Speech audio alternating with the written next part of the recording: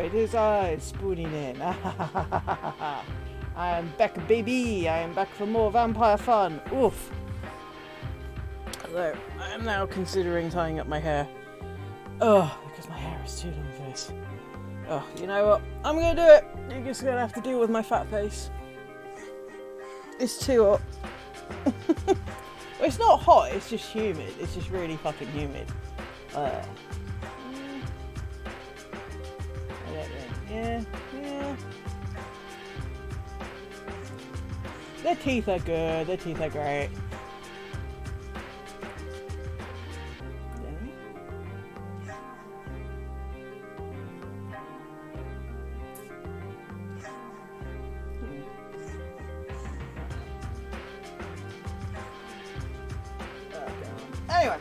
Anyway, sorry. Right, we're playing Vampire Therapist again, because it's great, and I really enjoyed it, and I think you guys enjoyed it. It included hot vampire daddies, psychological stuff, and just all around hot, sexy German Matt Mercer goths. Oh, wow. Oof. And I have a new shirt today, and I'm worried that it's going to basically bleed red all over me, because it came from China, so I'm only assuming that I'm going to take this off later, and it's just going to be, my body is going to be dyed red, which wouldn't necessarily be a bad thing if I was doing some Karlach cosplay, but yeah, maybe not. Maybe not for this. Right, I'm just going to have a quick sip of cool water. Ah, there we go. Awesome. Right. Yeah. So let's get on with some Vampire Therapist. I hope everyone's had a good day. I've just been incredibly lazy. It's my holiday. I'm allowed to be lazy. Fuck it. So we're gonna start this bitch up. I'm very excited. You should be very excited.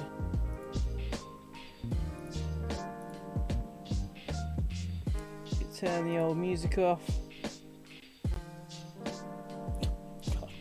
Put the drink that side so I can see what that's doing, Jenny. Come on now. Come on now, you crazy little cream puff. You know how we do. You know how we do. You know how we do. Oh. I'm gonna have to get the fan out. Gonna have to get the fan out. Oh. It is too hard for this little vampire body. There we go. That's the stuff.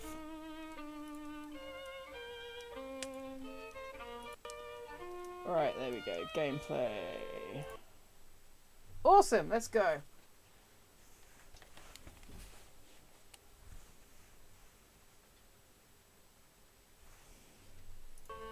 There you go. Awesome. Right. So, last time we left off, we had to sort of do a do-over. Because I thought that we could continue on from my save point. We couldn't. So, yesterday I went back and I redid Isabella's part. So now we're on to some new content. So here we go. We're now going to go to the discotheque. I'm excited.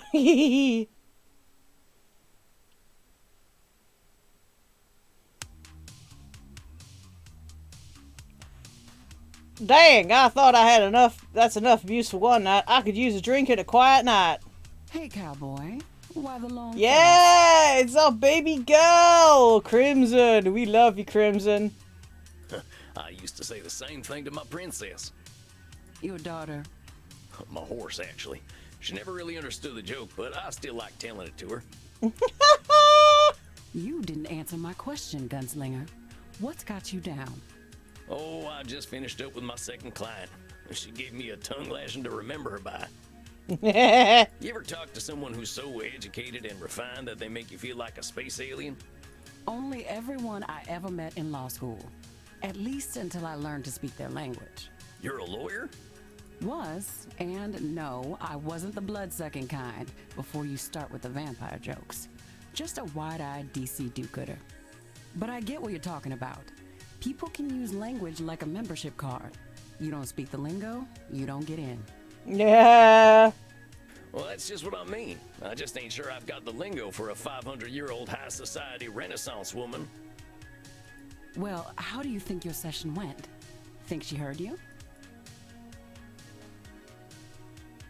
Well, she did say that I'd given her some stuff to think about. And to tell the truth, she seemed kind of embarrassed about that. So what? If she heard you, I'd take the W, cowboy. Take the W? What, the wagon? The win, Gramps. Maybe she isn't gonna relate to you, but that doesn't mean she can't hear you. That's very true. Oh, you're probably right. I guess I'll take the W. And while you're at it, I'll take some B too. That's blood, see? What are you in the mood for? Men? Women? Something a little more off the beaten path? I think I'll have some takeaway tonight. What have you got? Here, try this. Should put some color in those cheeks. You really ain't squeamish, huh, Crimson? Nah, healthy blood never hurt anyone. I've been hanging around vampires for 20 years, and they aren't so scary. Not even Bert? What, that old pointy-eared teddy bear?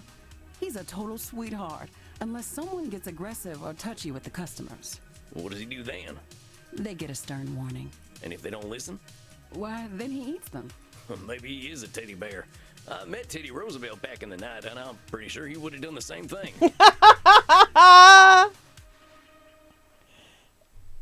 Speaking of which, I got a thirst something fierce. I think I'll head back to my coffin for a little rest. But you have a good night, Crimson. You too, Sam. Don't let the Draculas bite. Time to crack open a warm one. That's the good stuff. Now, maybe I can find a quote from one of my favorite books that'll help give me a little inspiration. Or I could watch the Three Stooges hit each other a whole bunch. Or I could just go to sleep. What's it gonna be, Sammy boy? Oh, okay. I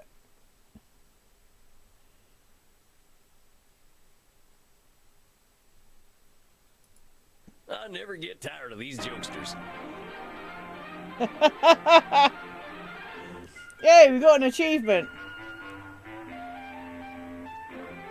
Oh my god, they actually show us the Three Stooges. Okay.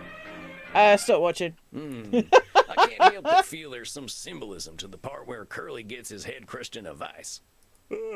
All right, that's enough for one night. Time for some rest. I hope my next client will be a little easier. This coffin is so plush. It's better than my own bloody house. I want this.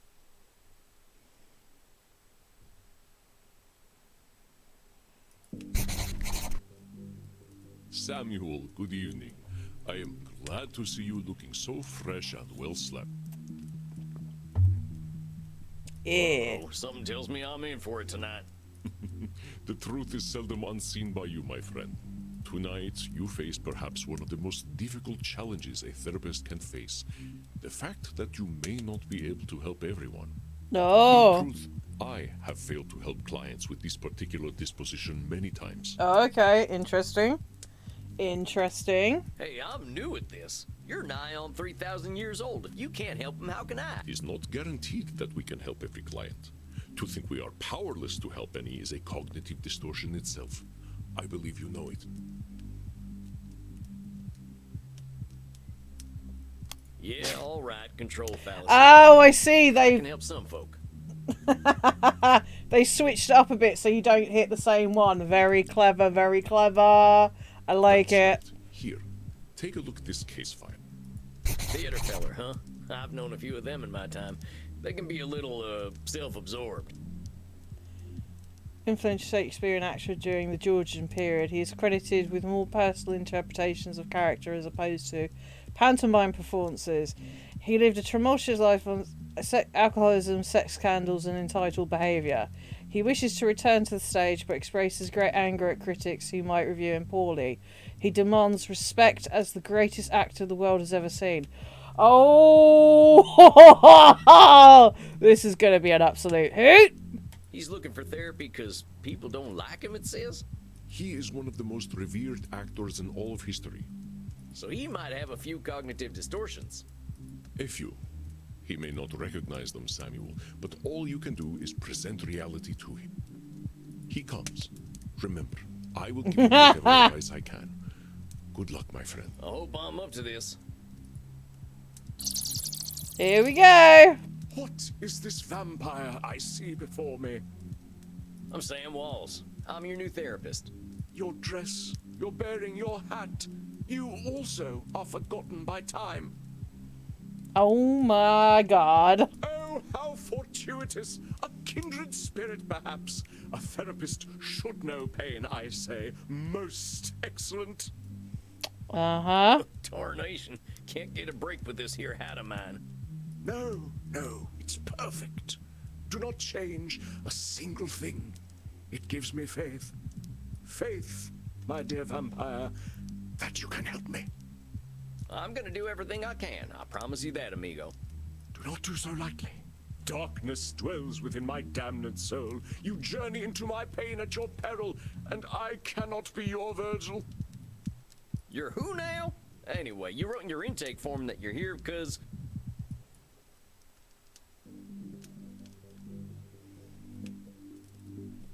Actually, hang on a minute.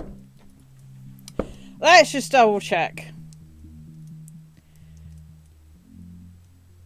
Okay, yeah. He's just basically up in his... mortals don't appreciate you, you said. Righto. Ah! Ah! Indeed, and I fear they cannot. They must die to appreciate life. As mortals, they cannot ask the immortal questions. It is life for us who do not live. Why are we here? Why do we continue? What do we do when death has no meaning? And what a piece of work is vampire! How noble in stature, how infinite in life!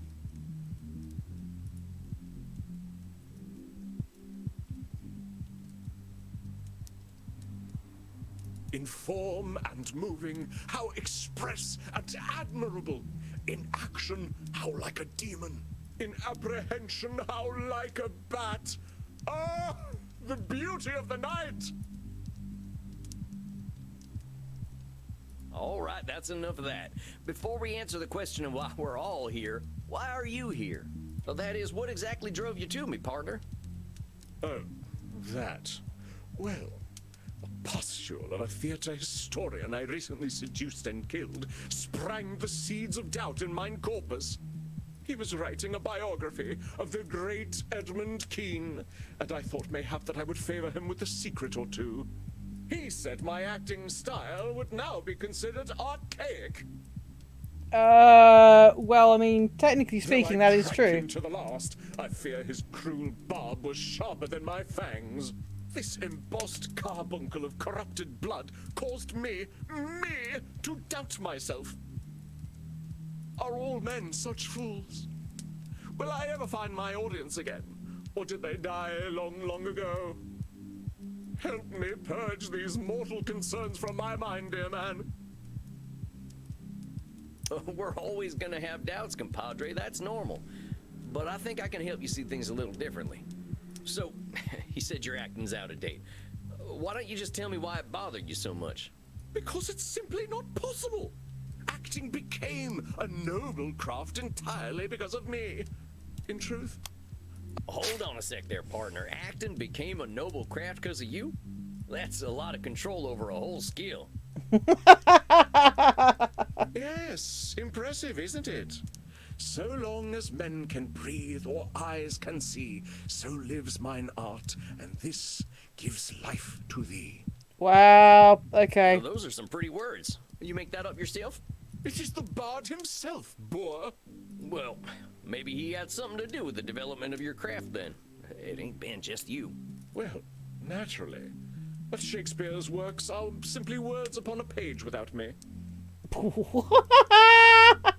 Padre, I think you know he gave you a leg up in your career.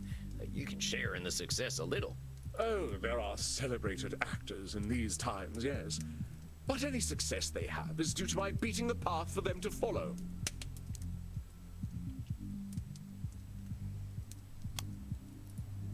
This is a special client.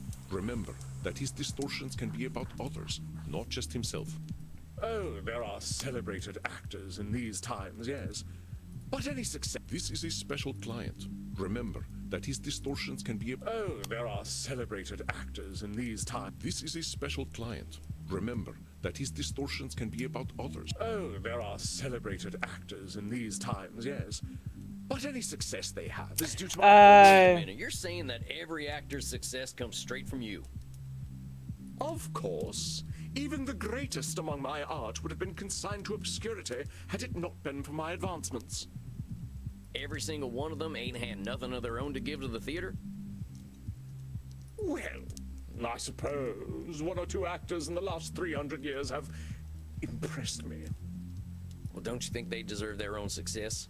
I suppose mortals are owed their 15 minutes of fame. Wow! Some pity for them. Okay, this guy has been drinking his own fucking hype. Jesus, okay. But the actors of modern times, they are shallow, beggarly parrots.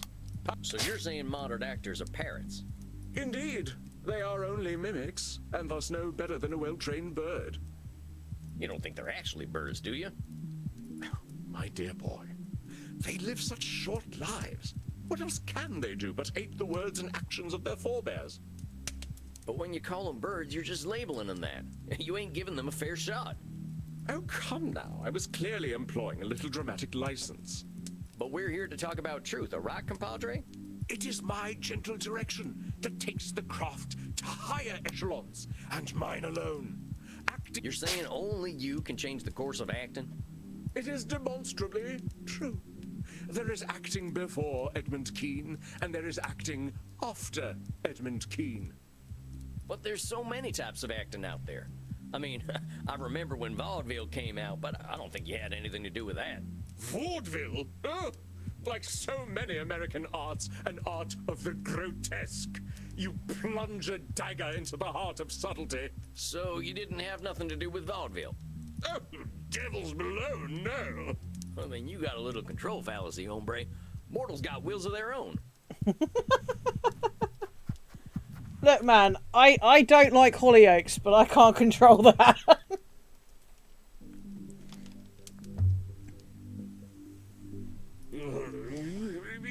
Indeed. I suppose I don't want any responsibility for the things the Americans create anyway. Wow, harsh. These critics should honor me, as is my due.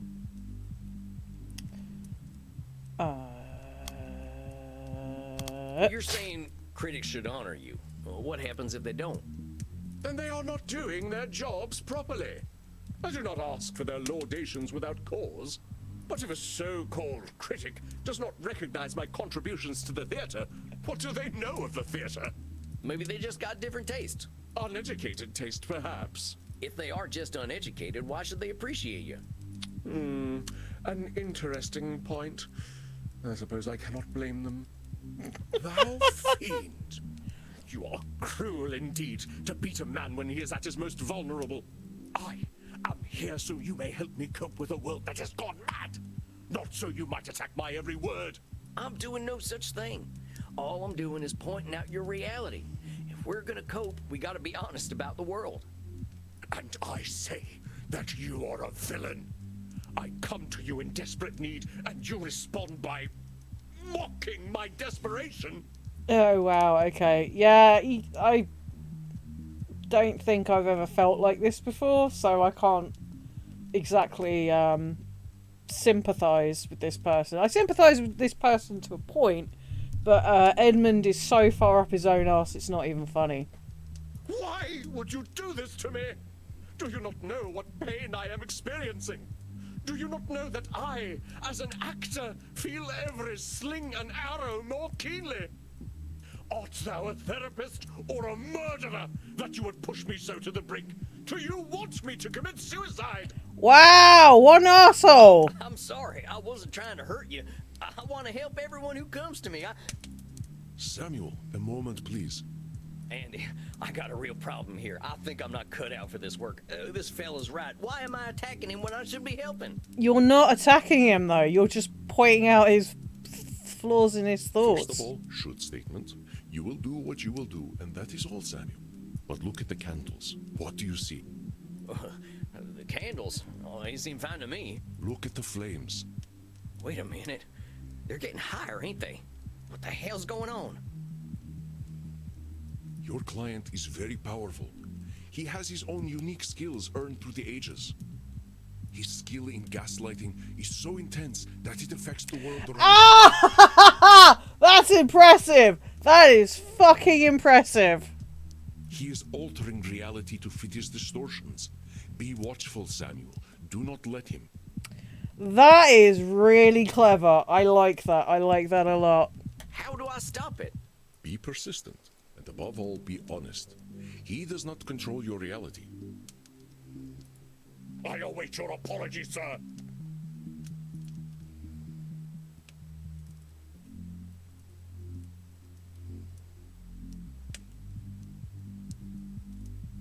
Well, I'm gonna go for this I one. don't have anything to apologize for. All I did was point out some truths in the things you were saying.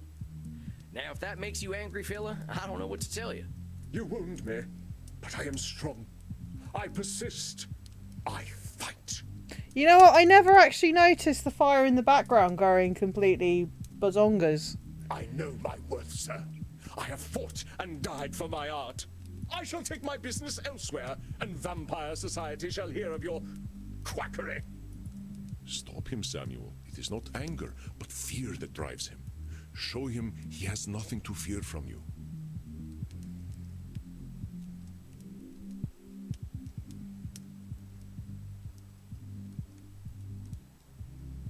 Easy, boy, easy.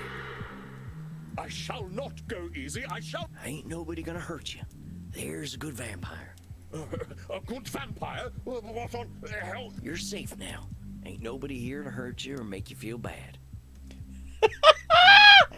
I have to treat him like a horsey. But I'm your buddy. That's us.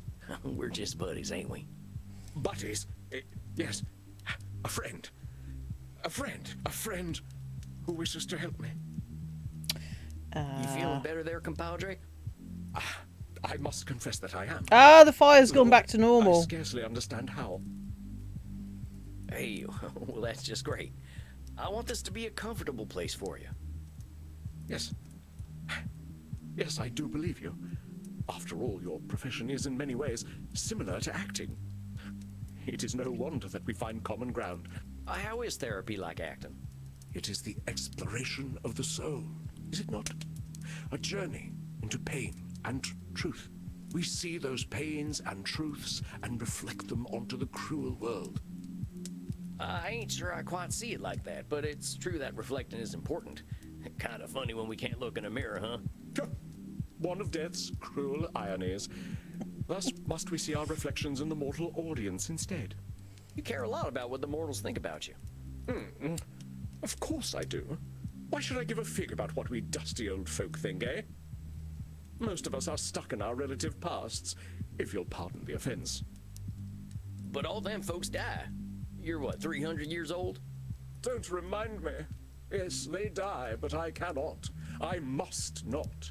If I do not exist in their hearts, there is... You cannot, you must not. You're talking like there's only one future. For me, there is only one future, save oblivion. Come on now, that's a little extreme. 'Tis not so. What else have I but the stage? Well, that's a fine question. I'll tell you what, though, compadre, you are more than the stage. What if theater just didn't exist? Perish the thought. Perish it with all due enmity. Unlike some vampires, I am not some blood-guzzling parasite who will idly sit and wait as the world turns. You calling most of our kind parasites? I am, for that is what we are, if we are nothing else. All right, let's just forget the part where you're insulting other vampires, myself included. If you say that you're a parasite if you don't do something, you're gonna be scared as hell of not doing that thing. As an immortal, I aim for loftier goals. Can you hit those goals if you're busy being afraid of turning into a parasite? Ah, but your humble speech does belie the true wisdom beneath. I am indeed cruel to myself. I died for the stage, so I should live for it as well. Well, why should you live for the stage? What was my death worth if the stage does not matter? But it's only you who's saying your death ain't worth something. Your shoulds are fatal. Ain't that a lot of pressure? Perhaps. Though one might argue that all great actors must be forged in fire. But is acting really the most important thing in the world? I shall assume that you jest. Vampire society is of no use to me. We are so few, and I cannot have an adoring crowd without a crowd.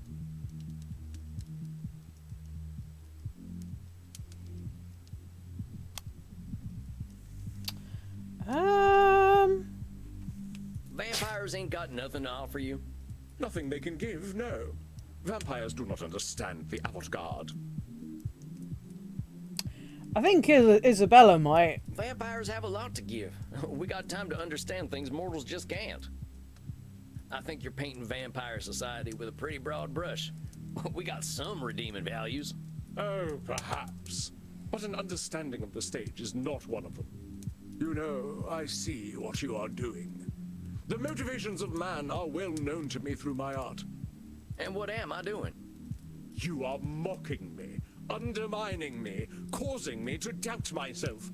I know thy purpose, wretch. Oh my god. This therapy business is all a ruse. You would lay me low and claim dominion over me. All I'm trying to do is help you, friend. Reality's a lot easier to deal with when you can accept it for what it is. So, now you doubt my sanity? Is there no end to your japes and jabs? I shall not break. Oh, you shall see. The tides of cruel seas will crash upon me, but I do not wither. I know thy game, trickster. You wish to keep me in your debt. The more I doubt myself, the more you take from me. Okay. You think you are clever, but thy tongue outvenoms all the worms of the Nile. Okay, who hurt you, man? Who hurt you? Will, what have you to say for yourself? Speak, that I might hear thy bile.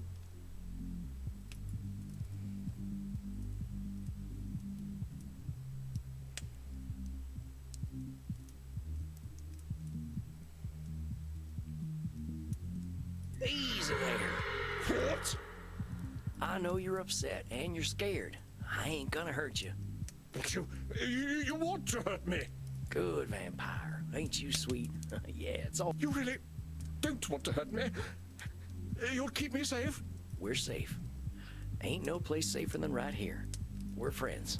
That's right. You're my buddy now. Just my pal Eddie. In truth, I am oft left bereft of friendship. Our kind can be difficult. You mean vampires? No, actors. To sense one is not alone in all the world is a feeling to be cherished. You ain't alone, I promise you. Whatever bad stuff we're living, someone else has lived it already. 'Tis so. Many geniuses were unappreciated in their time, with wonders of their craft consigned to history's dusty pages. Even the bard himself did struggle. There is some comfort in that. Common nocturnality. We all got the same needs, man. Blood, safety, and sex. Indeed. I too am akin to the doomed Achilles, though my sore spot lies not so low, but twixt stem and stern. Tain't my place to comment. Oh, it seems the spot is no secret to you after all. Maybe we can talk about that some more in your next session. I think you did pretty dang well today. Yes.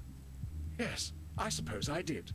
I am rather good at therapy, aren't I? Oh no. If you're here and wanting to get better, yeah, I'd say that makes you pretty good at therapy. Well, one mustn't rest on one's laurels, must one? That's right, Eddie. Okay, I'll see you in a few weeks then.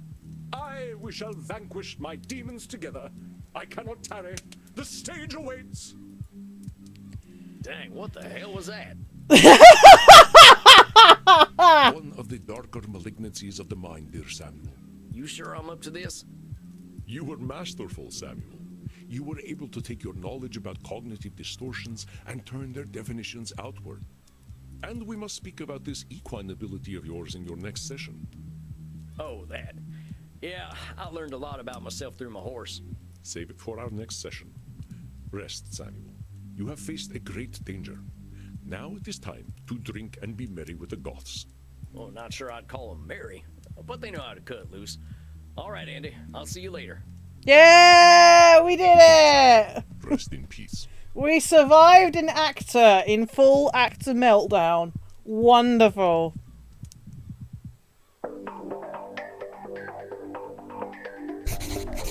Well, that was one of the weirdest experiences of my life. You're telling me? I didn't think I'd have to tame him like a I horse. probably want to forget that. I should go talk to Crimson. If it isn't Sammy the Kid, plop that butt down. Got a shot prepared for you. Well, thanks, Crimson. What is that? Bloody Mary? No, a Bloody Steve. I think that's what he said his name was. Of course it is. How's the crowd tonight? You know, it's funny. They're a little on the weird side tonight. Must be a full moon out. Oh, you ain't kidding. I just had my first therapy session with the strangest fella I ever met. The actor type. Used to be an international celebrity back when I was alive. Well, seems like fame's a nasty drug. Like Andy says, people are people. Doesn't matter what era they're from. Feeling good about your session, though?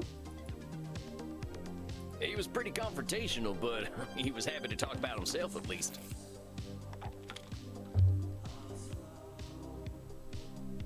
Andy says the real clients to worry about are the ones who've got nothing to say. I get that. Being a human isn't easy. You gotta be pretty damn privileged to have no problems at all. Well, this fella definitely has plenty of problems. I think he'll be keeping me busy. It's a big world out there, cowboy. Full of vampires with no self-awareness. Well, ain't that the truth? Well, here's to change then. To change. You, drinking Andy's blood there? Andy's? Nuh-uh, this is a plain old mortal drink. You think anyone would want to drink that man's blood from a bottle when they can get it straight from the source? Good point. Very good They point. wouldn't. I'm not proud to drink blood, Sam. Wouldn't be doing it out here. I didn't mean to cause offense, ma'am. Not your fault. I guess I shouldn't be offended. Who's telling you that you shouldn't be offended, Crimson? I know this blood drinking stuff is complicated. Damn right it is. Look, I have customers to deal with, but let me give you some advice, Buffalo Bill. No therapy in here. What happens at Eminard happens with consent. Got it?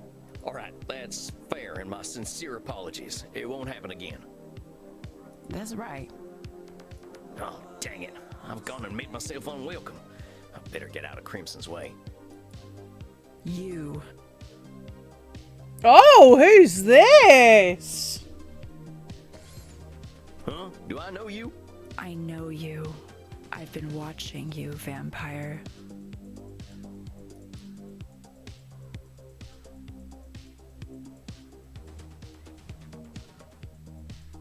All right, you got me.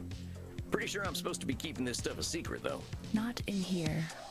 But you wouldn't be able to keep the secret from me anyway. I see everything. Oh, she's mysterious. My name is Panoptibella.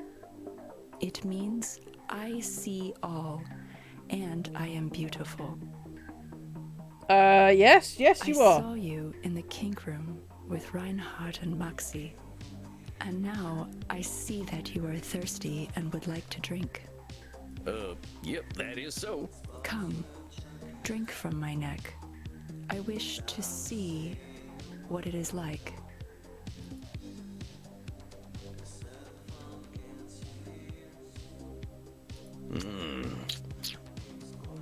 Yes, I see now. That was very pleasant. Thank you. You will go to your coffin now to sleep. Well, if you wanted to cuddle. It is normal for vampires to enter a state of torpor after consuming the blood of another. I wish you an excellent torpor, vampire. Okay, I don't know. Thanks, I guess. I guess I'd better get some shut-eye. This night has gone on long enough.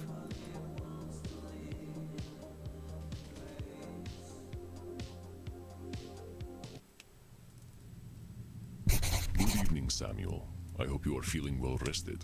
I have a new client for you. Another one? I think my caseload's starting to get a little crowded. Worry not, my friend. I shall not unload all the world's cares onto you. I know how strongly this next client requires aid. She is a great deal older than most of the clients you've seen, and sometimes it is harder for the elderly to see reality. It took me far too long to do so. She's as old as you are? Not nearly. Thus, she should be more ready for change than I was. Okay, interesting. Take a look at her intake form. Med or Mabe. Age 1804, Bronze Age. An elder vampire like myself, Medi has lived mostly alone for the past 2 millennia. She grew up among wanton violence between Irish clan warlords and kept a distance between herself and mortals. She now spends her time online, where she's become a streaming celebrity! I do not know what this means, but perhaps younger vampire might. She's expressed vexation at the increasing demands of her followers. Suggestion: be patient with the elderly. Dang, Okay. She died young. Makes me wonder why I waited so long to kick the bucket. Could have left her nicer looking corpse. Alas, death does not often allow us to have much choice in the matter. Says here she doesn't leave home unless she has to. Indeed, it is a puzzle, as elder vampires can often be. I sure do hope I can help her. You will do your best, I know. Let me allow you some privacy. She comes.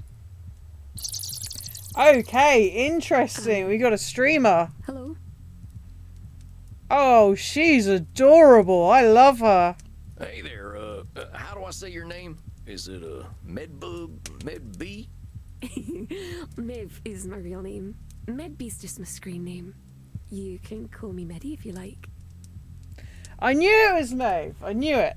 Okay. Oh, mighty fine meeting you, Meddy. I'm Sam. Is that all you are? I couldn't rightly say. I ain't no more or less than Sam. You're cute, strange cowboy man. I love this woman. I love this woman so I don't much. know that you She's should so be calling a cute. potential therapist cute, miss. Not in a touching bodies way. I mean, you're more like a rabbit or a mouse. Oh, I want to dress you up in a little mouse onesie and watch you scurry about. Okay, I love this woman. I love this woman so much. She must be protected at all cost. Oh, I love her. She's adorable. You can keep your hat on and be a little cowboy mouse. Oh, I like that very much. I'd keep you in a little cage and give you lots of cheese and, of course, a wheel to run on. My whiskery little pet. Yeah.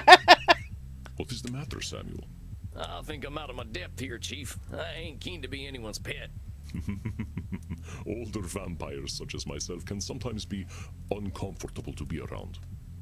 I believe this will be an excellent challenge in setting boundaries, Samuel. Here we go. It's boundaries, baby. Explain to her your boundaries.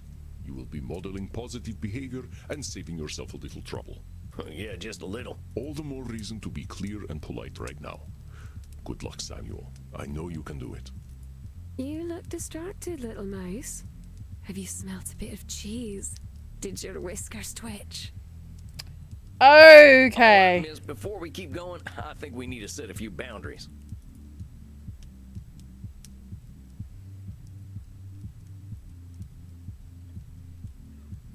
First of all, I ain't gonna wear no onesie.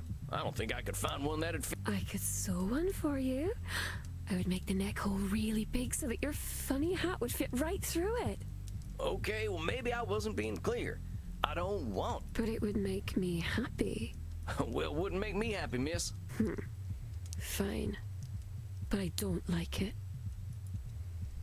I don't eat cheese, you know that. We only drink blood anyway. Mortal food doesn't exactly agree with us. But a mouse who doesn't eat cheese is hardly a mouse. But I'm not a mouse. Then why do you have twitchy whiskers? I just like the way they look. So do I. That's why I think you should eat some cheese. Well, I ain't gonna. Take it or leave it. You're very mean for a mouse. This stuff about putting me in a cage and making me your pet are things you should be doing with a blood partner. Besides, I make the rules about my own body. If I don't want something, you gotta respect it or find a new therapist. You don't want me to do things to your body? You cut that out. I'm serious now. Very well. Be that way. I think that about covers it. Very well. It's a little boring. People usually let me do what I want to do to them. Okay. Okay. Well, this is less boring then. It's something new. I suppose you're right. It's very clever, strange cowboy man. May I still call you a mouse from time to time, though? If it'll make you feel comfortable, I guess it ain't hurting me. But let's get to you and why you're here. Now, it said on your intake form that...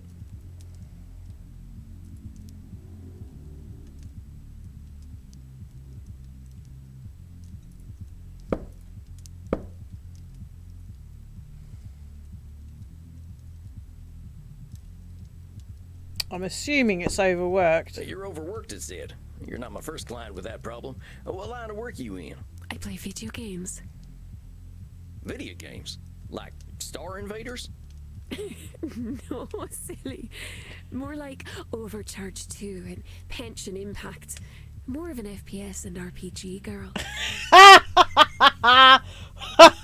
Shots fired at Blizzard. Shots fired at Blizzard. Overcharge 2 and Pension Impact. Oh, is that supposed to be Kenshin? Oh, got you.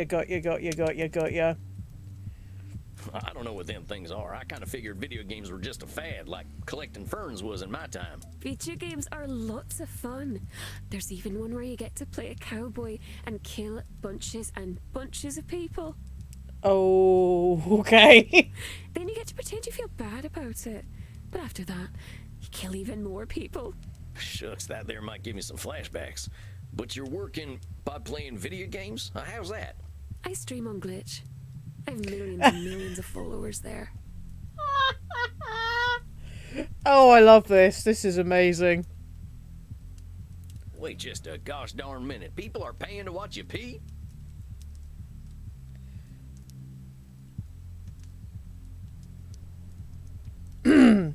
No, that's OnlyFans. Of course not. That sort of thing would be on my Only Zealots page. Only Zealots! Which I can't, because I'm a vampire. Alright, you gotta walk me through this. What's streaming mean if it ain't peeing? What's streaming mean if it ain't peeing? Streaming means to share your computer screen to the internet. Like watching the cinema, only instead of people shooting each other, it's you answering emails? Sort of. Mostly people just like to watch people shooting other people. Only it's little computer people that only look like people. Clear as mud. I got some more questions about them funny things you mentioned, though. What's Only Zealots? That's a very special website where my very special followers get to see me do naughty things for money. You've been around a long while. Do you need money? No, of course not. But I do like having mortal bloodbags who will do anything for me. They're very useful. This whole thing makes me feel old. But you're only a baby vampire, strange cowboy man. I'm glad you're not the kind of baby who poops and pees, though. That's quite icky. I mean, you're not wrong. I had some more questions. What's all this RPG and FPS stuff? Role-playing games and first-person shooters. Kinda dark to be playing games about the first person you ever shot. That ain't a good moment. You're extra silly.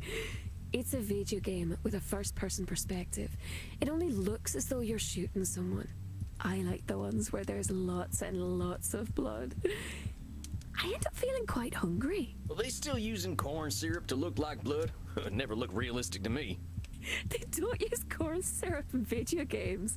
You're very funny. Well, they did in Phantasmagoria and other, like, FMV video games back in the day, baby girl.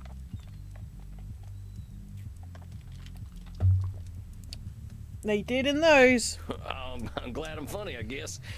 Let me ask you something else about these video games. Alright, I think I understand a little better.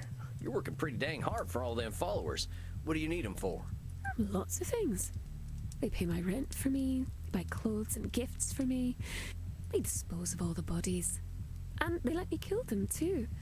They're all so eager to die. Poor little lambs. I'm fairly sure that's against Twitch's code of conduct and, rules. They're like servants? Servants, little sheep, whatever you'd like to call them. And they're willing to just up and die for you. Oh, naturally. Sometimes all I have to do is smile for them. They find it enchanting. And they quite like my breasts and vulva. Goddamn woman. Oh, I see.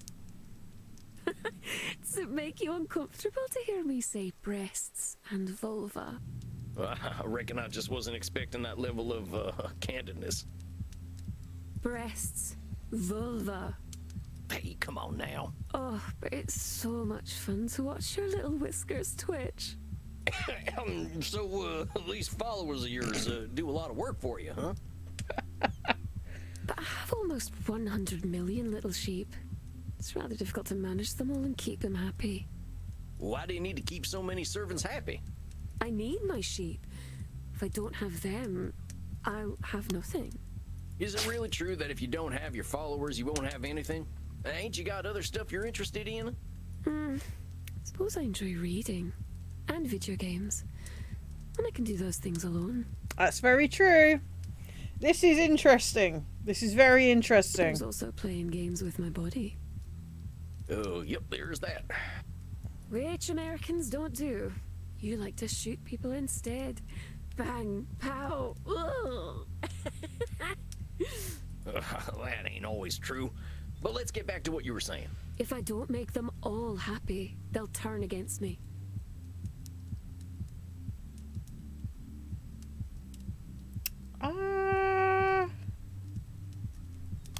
Oh, wait a minute. That's one of them double control fallacies. A control fallacy? What is that, manling? It's the idea that you either have complete control over something or no control over something. The idea that you can make everyone happy is something that ain't in anyone's power. And assuming you have no control and they'll all turn against you ain't true either. That is true, I suppose. I can do things you couldn't dream of. But I won't show them to you because you're an American. God damn, woman. That is much appreciated, miss. And now about the stuff you were saying. All I'll be is the lonely, crazy girl with a flat full of stinky corpses. Let's ease off them labeling terms. Don't go calling yourself crazy. But I am crazy. And I know how strange I sound to these short-lived creatures. I reckon I might sound the same if I were around as long as you and seen some of the stuff you've seen. Besides, crazy ain't got any kind of real meaning. What's sane? You've been around a while, you know them definitions change all the time. I suppose that's true. Don't think any of us are really sane. I think that's a heck of a lot closer to the truth. I just want to look at my body parts anyway. Don't have much else to share, it seems. Come on now, you've been around for nearly 2,000 years. How in the heck could you have nothing to offer? I'm sure you could tell me all sorts of things about history and the places you've been to and the things you've done. If I talk about things I like, my followers abandon me. Fickle little bloodbags. They always like it when I show off, though. Yeah, well, if that's the kind of followers that you have, you probably... I mean, you know, it's up to you, dude, but... That's a problem with your followers, not you. Yeah, exactly. Don't disqualifying the positive things about yourself just because they don't see them. Exactly. Very kind, manling. If you are one of my followers, I might even let you live. A very kind gesture, miss. I can't help but think, though, I should make my little sheep happy. After all, they are willing to die for me. You say you should keep your followers happy. Do you like it when they're happy? Just because I kill my bloodbags doesn't mean I wish to be cruel. After all, they're so cute when they die with smiles on their precious little faces. I'm glad to hear that, but here's the thing. When you say you should make them happy, you turn it into a responsibility. If you got 100 million people you should please, that's pressure you don't need. Get what I'm saying? You are too sweet, little mouse. Like a sugar mouse. Someone might try to eat you. Okay, yeah, so I think she's definitely modelled on Maeve, or Mab. Definitely got some trickstery vibes going on here.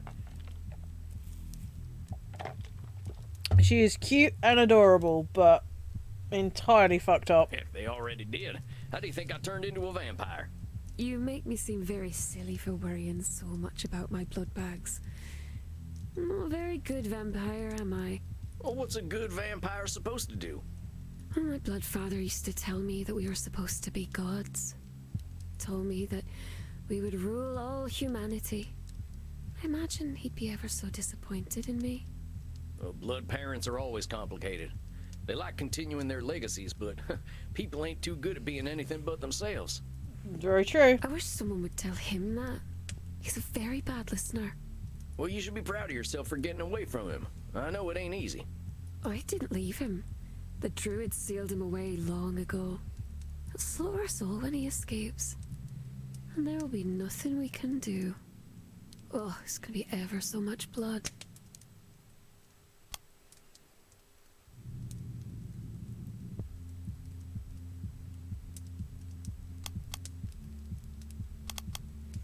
I think we can handle a vampire. There's a lot more of us now, and I bet the bastard ain't even heard of a gun. You don't understand. He's a wizard. The last I heard, wizards ain't bulletproof. Let's give ourselves a little credit. I ain't gonna worry too much about this fella. Besides, if he is coming back to kill us all, we only got so much time to enjoy, right? These dang followers of yours have got you stuck at home, though. It's better this way. It's not safe outside. Well, why do you say that? Because there are bad people out there. They've tried to burn me, touch me, enslave me. They are cruel and horrible. I know you've been through some tough times, Mitty, and you got a hell of a lot of reasons to think people are all awful. But those experiences ain't the be-all and end-all. There's a lot of bad, a lot of good, and even more in between. Maybe. But it's safer to assume that it's all bad. Mortals are very afraid, and when mortals are afraid, they are quite cruel. That's more of that all-or-nothing thinking. There's billions of people out there now, and more differences between each and every one of them than you'd expect. But I don't need to endanger myself anymore. I have my sheep. I'm sure we'll get to talking about them real soon. I can talk about them now. They help me stay in my flat. If I stay in one place, I have power. Instead of them burning me, I can burn them. And touch them and enslave them. With all due respect, miss, you're playing with sunshine here. Life is always going to change. That's the one thing we can be sure of. Your retreating from society is only going to make it harder to face the changes ahead. Such as when the machines arrived. What machines are you talking about? The ones in the factories. The ones who made me leave the bog. Did not like that very much. Not at all. Oh, look, I didn't want to upset you. You're here to handle the world a little better, and that means being honest about what might happen. That makes sense? Yes. Machines keep getting stronger. I should be ready for them. All right. Well, let's keep talking. They used to call me Calich Namona, the Witch of the Bogs. I like it that way. Yeah, I there we like it go. when they think I'm a monster. Hold on a sec, Mitty. I get that there's safety in people thinking you're some kind of monster. But what I can't abide is you calling yourself one. Names have power. You know what they used to call me? Fuzzy McWhiskers. Scaly Tail Sam. Ooh, Scurrying Sam. Those are all good names. They called me Slaughtering Sam. And as you might imagine, I didn't earn many friends with that name. That's not very cute at all. No, it ain't. I didn't feel cute neither. I felt like an evil bastard, and that ain't a good feeling. I didn't say I liked being a monster. It just makes me feel safe. Then let's find a way to help you feel safe without calling yourself a monster then, huh? But keep going. If I want to be safe, I should show them what a monster I really am from the safety of my lair. Well, why should you show them what a monster you are? So that they'll know to stay away, of course. And is that the only way people will stay away? It's the way I know. I used to put severed heads outside my cottage, but the policemen don't like that very much. So what if I said you should protect yourself by putting severed heads outside your place again? I'd say you should learn otherwise. The police can be very mean. That's what I mean. Should doesn't allow a lot of wiggle room. It might seem like it's just words, but them words can lock us up tighter in a bank vault. But let's keep talking. Living alone is the life I know, anyway. Well, I've known for millennia. I can't survive in society now. We ancient vampires are very few. I can tell you with some certainty that your client is very good at hiding her true capabilities. Living alone. You know, you're what, some 1800 years old? You're older than any government on Earth. You've seen the world change in ways none of us could dream of. Hell, you basically won the internet, and I can barely open up my Vmail program. You're way more capable than you're giving yourself credit for. I suppose that's true. But I'm not very good with real life people. Unless I'm eating them. You're still disqualifying the positive by canceling out all them skills you got. You can use all that modern lingo I barely even heard of. You dab, fam? That was ages ago. See what I'm saying? You are very clever, sweetling. It is easy to forget how small and weak mortals are. The world is a big place full of things that might try to hurt me. True. But you can also choke on a pillow. Well, before you face the world, why don't we start with your neighborhood? Let's start slow. Take a walk around your block, 15 minutes a day. Just spend a little time outside looking at the moon. I suppose if anyone tries to hurt me, I should be able to kill them or enslave them. Very well, strange cowboy man. If anyone does kill me, I'll simply become a ghost. Then I can whisk myself up your bottom with a little ghost needle and poke at your guts. Fucking hell, what the hell? This girl, man! I don't think it'll come to that.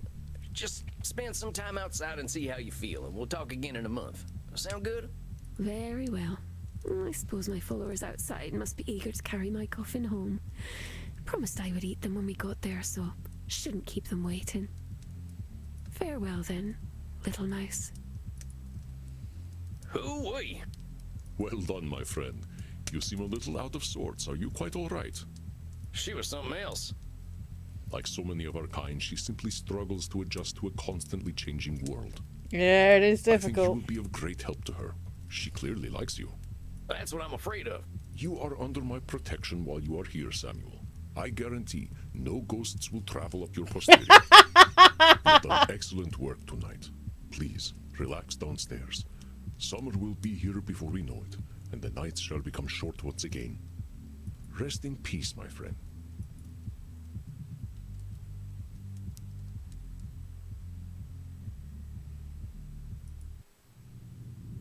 Tarnation. I'm glad the kids here aren't glued to their little TVs. I wonder why that is. I'll bet Crimson knows. Giddy up, little doggy. I ain't heard that one in a while. Truth is, I'm running out of cowboy terms. What can I get you, handsome? How about a kind ear for my troubles? You got a real old school way of seeing bartenders. But in this case, you're right. I am a good listener. Lay it on me. I got this new client. It makes me feel old. 250-year-old man feels old, huh? Yeah. But seriously, I thought I understood people, but she's from another time. I've been around a long time, and I ain't seen nothing quite like this internet. But my client? And you think you can't help her because you don't understand the internet?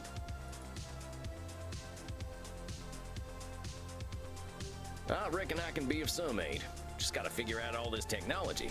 My dial-up modem might not be up to today's standard. You still have a dial-up? How is that even possible? Maybe you were right.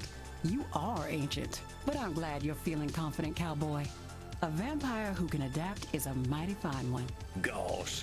Here's the thing, cowboy. Nobody understands the internet. That is true, the internet is a weird, fucked up place. I don't feel old yet, though. Still just glad to be alive, thanks to Andy's blood. Oh, yeah? I know you've been curious about why I've been drinking vampire blood. You don't have to pretend. I've got a rare blood cancer. Andy's blood is what's keeping me alive. Oh, shit. Oh, I'm real sorry. I didn't say I was dying. I said I had cancer. Stop making that face. I'm just glad I found Andy. Don't think I was quite ready to die. I, for one, am glad you're sticking around, Crimson. Well, thank you kindly. So what'll it be, Sam? You ain't gonna dance? No, I ain't gonna dance. You owe me that story one day, cowboy. Here, have a little something I whipped up for Andy. Herbal blood tea. Ooh, this looks really nice. I'd have some of that. No garlic, right? No garlic. Mighty kind of you. Maybe I'll take a nightcap. You have yourself a fine night, Crimson. Adios, muchacho. I think that's my last client for a while. My caseload's big enough. I'm starting to get overwhelmed. Maybe something from one of my books will inspire me. But then again, I could watch cartoons instead. I'll go read a I think I'll poem. read a poem. I've got one I love. Care of one, Walt Whitman. I celebrate myself and sing myself. And what I assume, you shall assume. For every atom belonging to me, as good belongs to you. I loaf and invite my soul. I lean and loaf at my ease, observing a spear of summer grass. My tongue, every atom of my blood, formed from this soil. Never this actually air, read Walt Whitman. born here, It's a of very parents American born thing. here, from parents the same, and their parents the same. I, now 37 years old, in perfect health begin, hoping to cease not till death. Creeds and schools in abeyance, retiring back a while, sufficed it what they are, but never forgotten. I harbor for good or bad. I permit to speak at every hazard. Nature without check, with original energy. That's very true. Actually, I wonder if I can hear the... Hang on.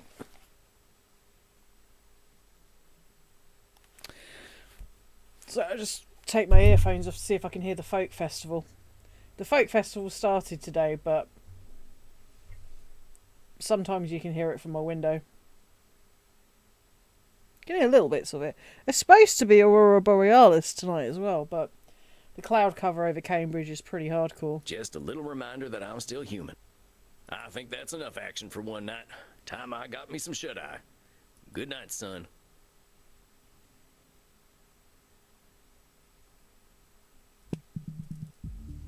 A fine evening to you, Samuel. How are you feeling tonight? Okay, so I think that's all of our clients, which is really exciting. So we've got a doctor who's addicted to something. We've got a woman who's having an existential crisis. We've got an actor who is so far up his own arse and gaslighting it's not even funny. And we've got someone who's a bit of a recluse and maybe a touch psychotic. Just a smidgen psychotic. She's a bit weird, I'm not gonna lie. Not bad, not bad. A little overwhelmed, but I guess I kind of have a lot going on these days. Indeed you do. The mind is an easy place to get lost in, is it not? You ain't kidding. Keeping all them cognitive distortions in my head and sorting through all my clients' problems ain't easy. We are not machines, Samuel. I believe you will find that you can never handle everything at once. There is a term the mortals use these days, multitasking. It's a kind of meta-control fallacy. Even we must handle thoughts one at a time. I guess. I just hope I can concentrate on my own therapy with all this stuff bouncing around in my noggin. I do not expect you to be an exception to the rule, my dear fellow. Let us see whether we can clear your head. I would like to introduce you to a ritual I have learned for stealing the mind. Oh, okay, here we go. This some kind of ancient vampire secret? Something the old ones gave you that's been lost to time? No, it's just meditation. Oh. That does not make the technique any less valuable. Now then, close your eyes. I will guide you through this process. Think of a place that brings you comfort. Where is it? I'd have to say the woods. I always liked being in nature. Then imagine the woods and let your thoughts come to you. Breathe in and breathe out. So this is the ASMR section of this game. I shall let you begin. I ain't cut out for this therapy thing. And it sure is a tall glass of water. I miss my princess. I kinda miss farting. Focus, Sam, focus. Who's got a pretty mane?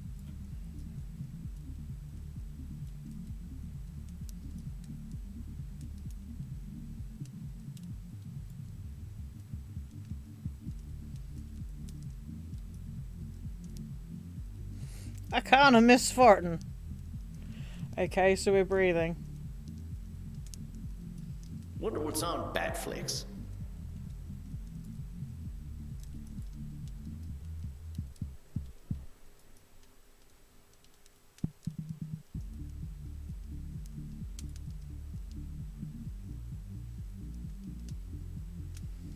I don't know if I'm doing this right, to be honest. I wasn't really paying attention.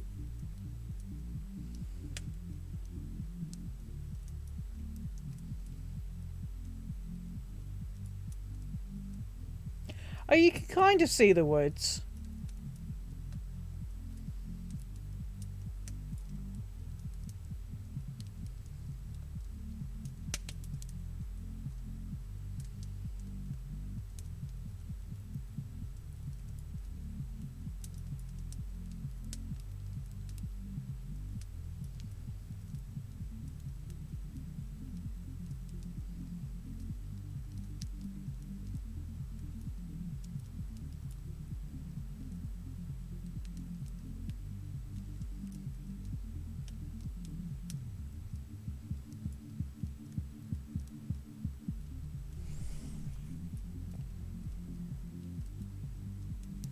I'm not really quite sure what the fuck I'm doing.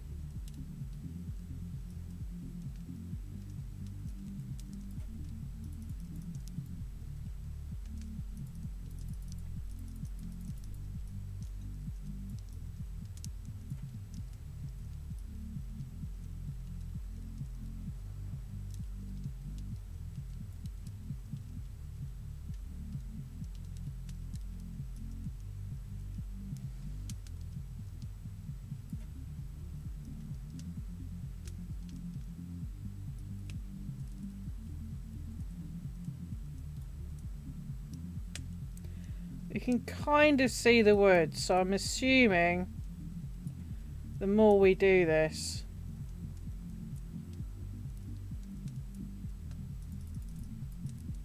Should I hook up with Reinhardt? Yeah, you should! You should hook up with Reinhard.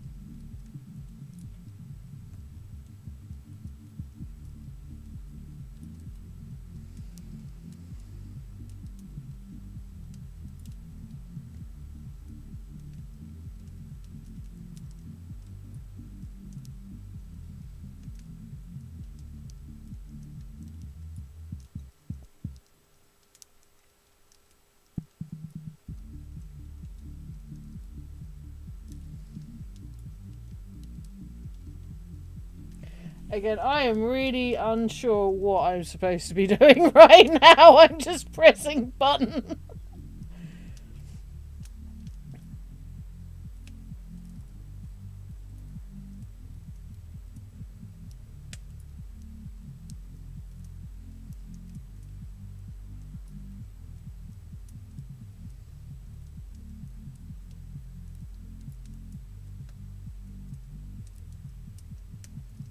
This is very weird, I'm not gonna lie. This is very, very weird. And I apologise to those who are watching this going, what the fuck am I watching?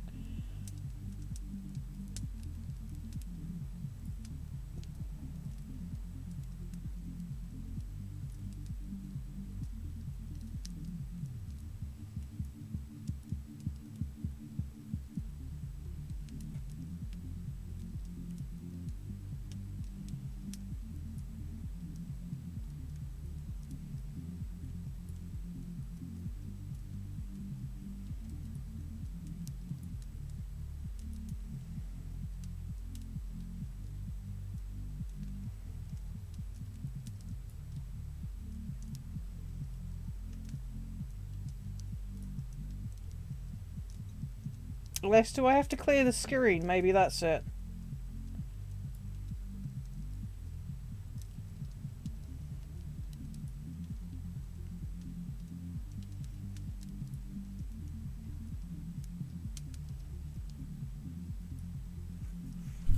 Okay, I'm not gonna lie, I'm very confused exactly what I'm supposed to be doing.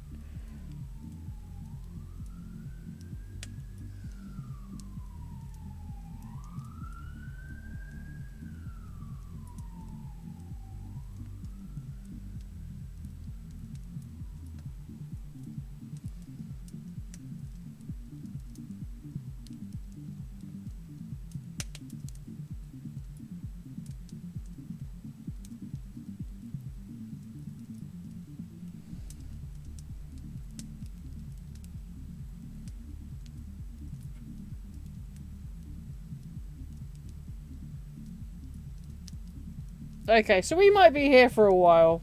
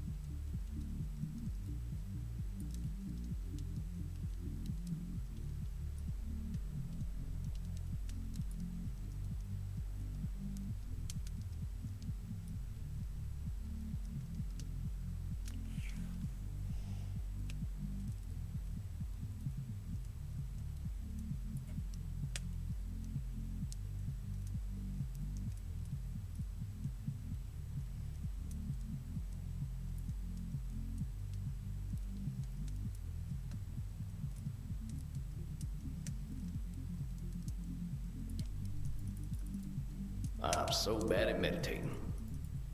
I like blood from San Antonio, not New York City. Oh, maybe I'm supposed to click him away.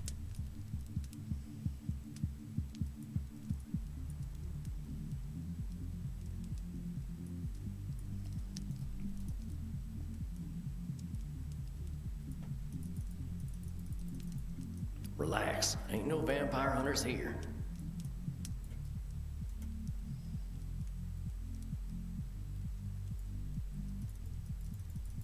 Who's my favorite horse? Is it you? Oh, okay, I'm supposed to click on them. Right.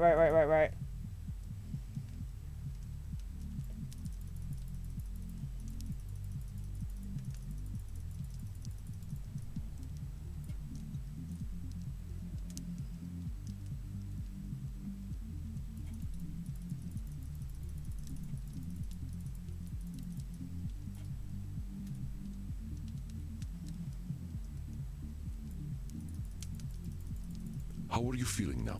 Okay, that's what you're supposed to do. Right, okay, got ya. Yeah, all right. Fine, really. All them thoughts just feel like thoughts. What sorts of things came up for you? Well, I thought about my clients. I thought about all them cognitive distortions. My horse came up a lot. Your horse? Yeah, Princess. She was my horse back when I was alive. I still think about her every day. I can't really stop. I understand. I have bonded with many horses in my own life, but it sounds as though the loss of Princess was particularly fraught. Oh no, we're now going to talk about horse death. Oh dear. Yeah, Would you like to start there? not sure I'd like it. But seeing as it's come up, maybe we should talk about what happened to her. It's got a lot to do with my old gang. I mentioned them before. Well, the Mystic Bastards was their name. They were the gang to join if you had nothing to lose, and I had nothing to lose. That sounds like some Nosferatu thinking, my friend. Oh, I can see that now. But it turned out I still did have something to lose. And they took that from me to prove my loyalty. They took my princess. Killed her in cold blood. Oh, Made me watch fuck the whole off. thing. No, She no. saw me too. Justice for Princess. Justice for Princess. Oh, Samuel, I am so sorry. I just stood there, watching her dying, with them big eyes looking at me like she knew I betrayed her. They knew what it would take to break me. And it's my fault for letting them do it. But Samuel, these Mystic Bastards, it sounds as though these loyalty tests were a cruel, mechanical part of their indoctrination process. These are the actions of a cult. They had no special care for you or your princess. Well, it sure as shit worked. They knew where to hit me, and it's my fault for letting it happen. Oh god, that makes me so What they did, sad. Samuel, had little to do with you personally. You were vulnerable, and they took advantage. This is what cults do. But Samuel, you are exhibiting a cognitive distortion known as personalization. You are attributing the Mystic Bastard's actions entirely to your own supposed failings.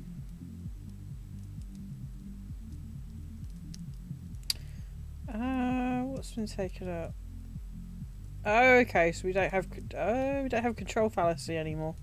While it is natural to grieve for your horse, Holding yourself solely responsible is neither fair nor accurate.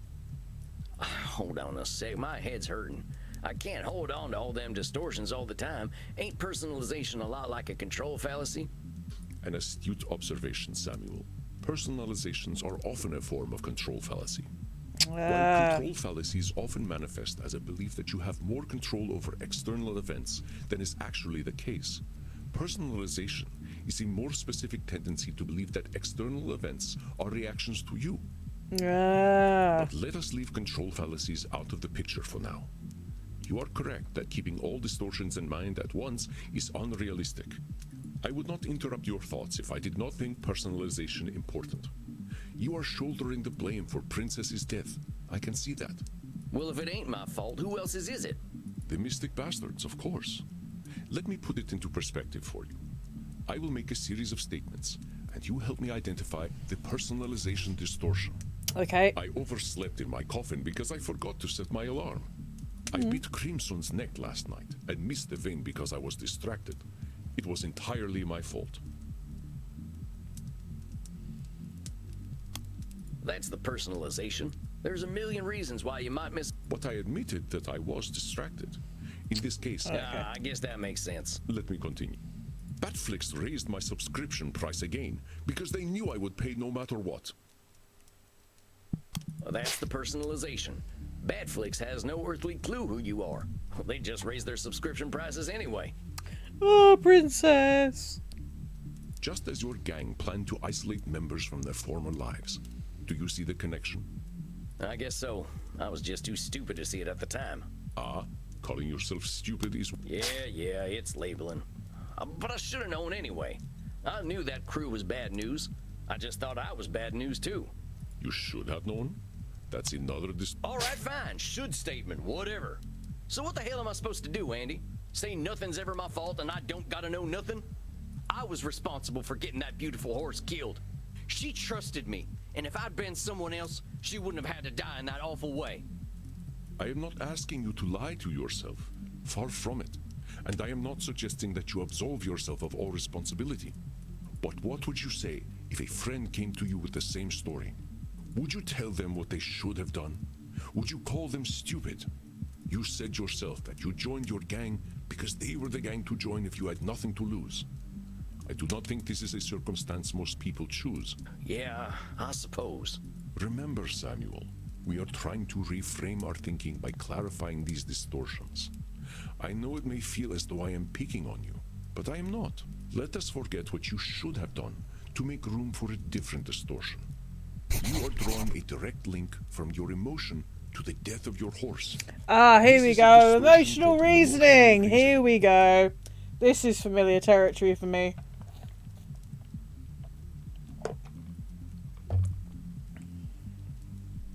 I understand the guilt you feel, Samuel, but your guilt does not act on its own. This terrible thing, it did happen, and some choices you made undoubtedly created the circumstances for it to occur. You are not blameless, but let us restrict your blame to what you have actually done. I'm sorry. I get awful worked up when talking about my princess. You should have seen her, Andy. She had these eyes. She looked right into my tainted soul and still loved me. I understand, Samuel. We feel tremendous guilt when we fail an animal. When we look at reality, it is not to dismiss our burdens, but to process them fairly. Oh god, this is actually making me feel really sad. Oh dear. I would like you to understand emotional reasoning so you can see how emotions color our thoughts. Please listen, and call me out when I am using emotional reasoning. I feel anxious.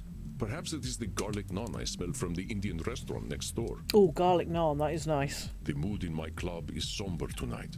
I am sure it is a reflection of my own dark mood. I find myself in an irascible mood tonight. Perhaps I drank some tainted blood. You missed my emotional reasoning, Samuel. I feel anxious. Perhaps it is the garlic. The mood in my club is somber tonight. That's the emotional reasoning right there. I don't think them folk in the club know too much. Exactly. Our emotions can feel all-encompassing, and that is purely biological.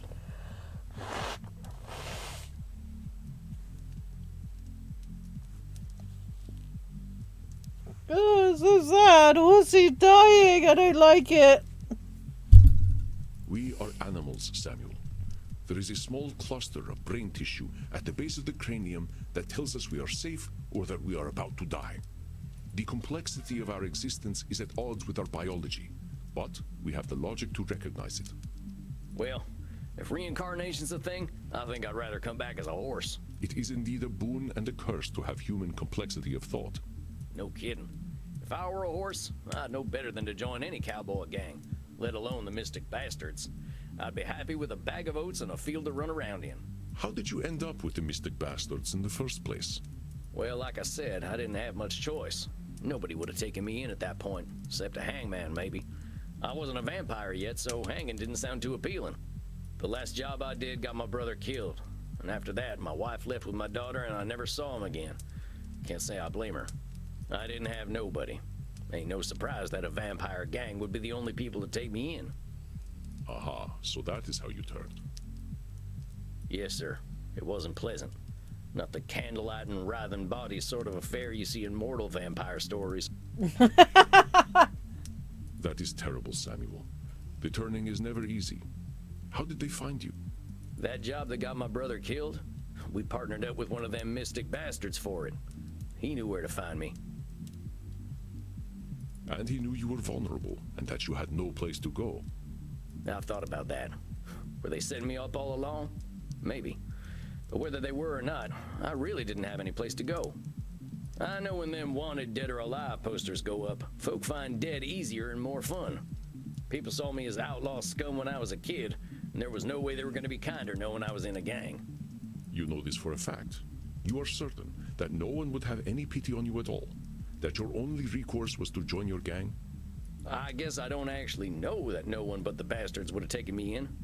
Sounds like a cognitive distortion, huh? I think you see the patterns now. It may seem like pedantry, and perhaps it is, but pedantry is the search for ultimate truth. Spoken like a true pedant.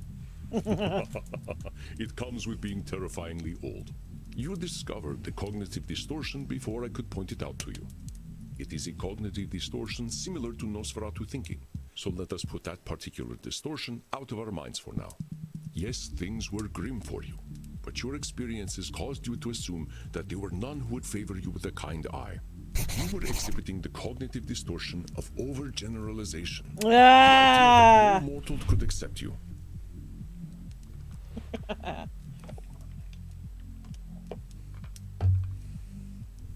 This clouded truth made you vulnerable to the Mystic Bastard's approach. Damn. Maybe we ain't wrong, huh? I should have joined the Foreign Legion or something. Dang it, should statement. Your mind is not a cognitive distortion shooting gallery, Samuel. Cut yourself some slack. All we seek is recognition of our distortions, not perfection and not punishment. It's true. Let us test your ability to recognize overgeneralization. Then I believe we will have covered enough for tonight. Allow me to begin. Elder vampires are insufferable. They all think they know everything. Wait, ain't you an elder vampire? You don't seem like much of a know-it-all. That's right, Samuel. Though in all honesty, I used to be quite insufferable myself. I aspire to be more patient these days. Let me continue. It seems to me that being a werewolf is pretty rough. Where's the dad pun? Where's the dad pun option? Vampires from Transylvania all have funny accents. I want to suck your blood. That seems like an overgeneralization, Andy. I ain't sure any of them ever sounded like that. Pretty sure they all sound American these days anyway from watching bat flicks all the time. Correct, Samuel. I apologize for the offensive accent. It was employed only to prove a point. Well done, Samuel. Your ability to identify cognitive distortions continues to impress. But let us bring things back to you. I do not ask you to absolve yourself of the things you have done. You did not have the tools to be mindful of the thought patterns that made you vulnerable to the Mystic Bastards. I have seen mindfulness take root in you, though, Samuel. I hope this session has been helpful to you. Yeah, I'm still sad. I'm still regretful about Princess. I think I'll always be. My not being mindful is what killed her. Every time I think about it, I just know I'm a terrible person who messes everything up. But I think the awareness helps. It does. Then please tell me what cognitive distortion you just exemplified. Was it emotional reasoning, overgeneralization, or personalization? It's personalization. Princess' death wasn't something I directly caused. Just feels that way. Good, Samuel.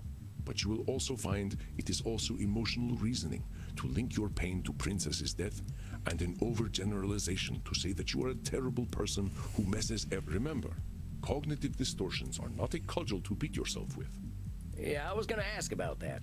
If we're spouting cognitive distortions all the time, ain't my clients gonna be mad at my constantly interrupting them? You continue to impress.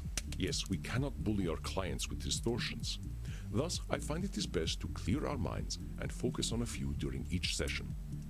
Keeping endless distortions in mind is not easy for a therapist either, after all. I think we have done excellent work tonight, and I'm certain you've built up a thirst. I know this evening was emotionally intense. Ask Crimson for some scotch. Drinking booze ain't exactly compatible with our biology, Andy. By scotch, I mean Scottish blood. It's iron-rich and quite delicious. Okay, where's Megan when I need her? I need to ask her about this. Yo, Megan, is your blood iron-rich and quite delicious? Let's find out. That sounds pretty nice. I might just do that and call it an early night. As you wish, Samuel. Rest well, and do not lasso yourself so tightly, as you say. You are deserving of love, especially from yourself. Oh God, it's gonna make me cry. Leave before I get more embarrassed. Very well, Samuel. Rest in peace, my friend. I am glad that Sam thinks Andy is a tall drink of water. Hot stuff, baby, this evening. Samuel, greetings. You are seeing Dr. Drain again tonight, yes? Oh, fuck. That's right. I'm keen to see how he's getting on. That fella's got himself wrapped up real tight. Do not expect too much change too quickly. It takes a while for thoughts to internalize, even when we know the truth of them logically. It took me only 2,800 years or so to internalize what I needed. I don't think the doc's gonna be too keen to wait that long. I do not think he will have to. Unlike myself, he has you to guide him. Oh gosh, I barely know what I'm doing, boss. I'm not sure I can keep track of all these new distortions I know about. I do not expect you to. We humans are distortion machines, my friend. But let us ensure we address Dr. Drain's core distortion. You know what it is, don't you? Being a big old grumpus. Should statement. That fella's a should statement machine, I'll tell you what. That's right. We can be certain he will carry this distortion with him. But I would like you to pick the rest to keep in mind, Samuel. Up until this point, you have addressed client distortions in small clusters. But now that you are aware of more cognitive distortions, you will notice them everywhere. We must not use cognitive distortions as weapons to beat our clients with. So pick 4 more to keep in mind during your session. But what do I do if I detect he's showing the distortions I'm putting aside? You do not need to address all of them, my friend. You will not catch every distortion, and if you did, I believe your clients would find you irritating. I do not alert you to half of your cognitive distortions. We know that Dr. Drain will exhibit should statements. What else do you think he will come to this session with? Oh, okay. So you get to choose your thing. So,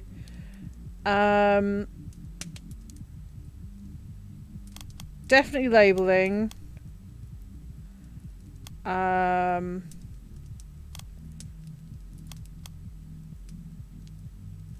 It's not very emotional reasoning. I would say control fallacy and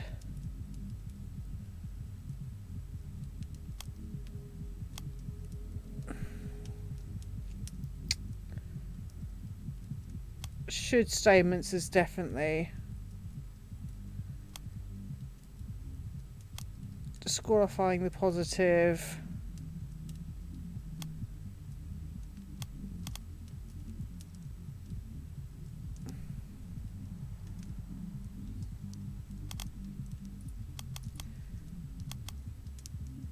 Oh, I'm gonna go for that. I think I've got what I need now. I think. Very good, Samuel. I will leave you to it. Right, Have tell you what confidence. I It should is well do. learned. I should save.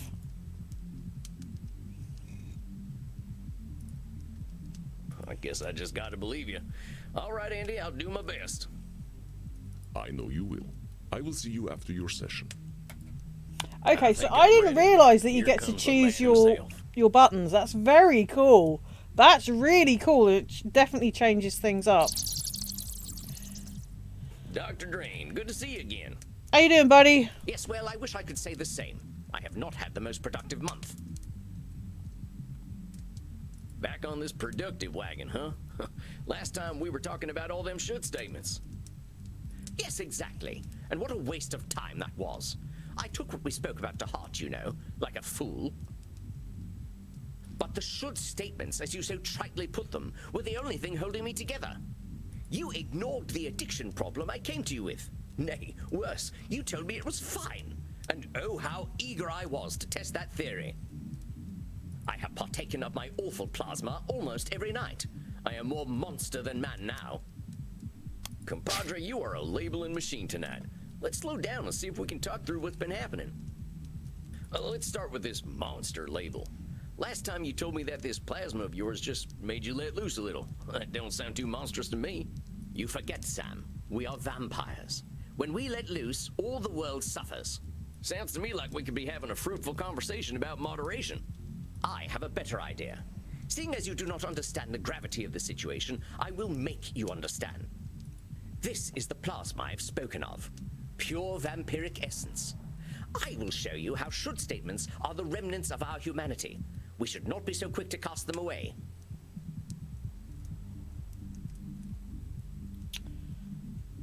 Ooh.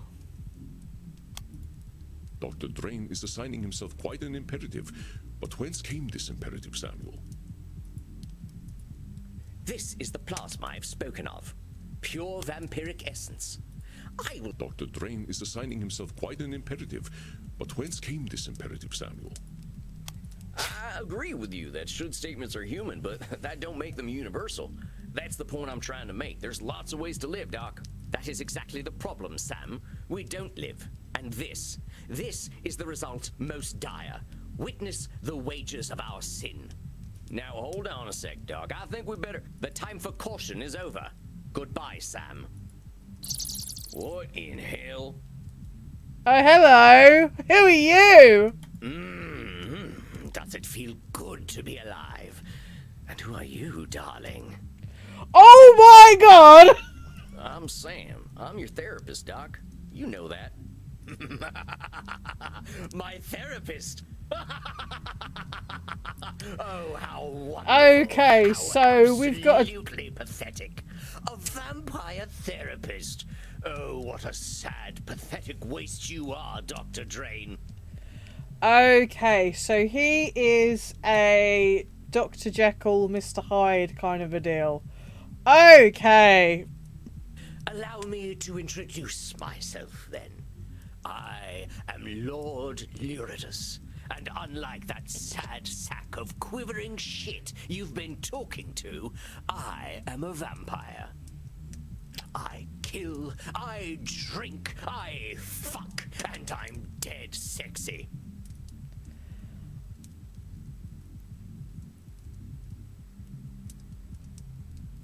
I gotta say, you're looking more relaxed, Doc.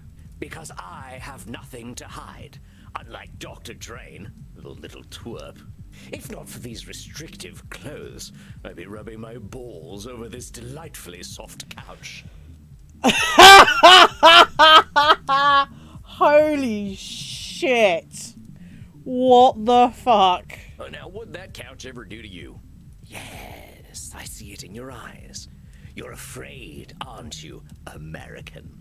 Your Puritan blood chills at the sight of me. Not necessarily. Maybe I'll warm it up before I drain it from you and turn you into a husk with a stupid hat. I wouldn't try it. I'm not you, though, am I? And I am always hungry. I suggest you stay right where you are. A vampire with a gun?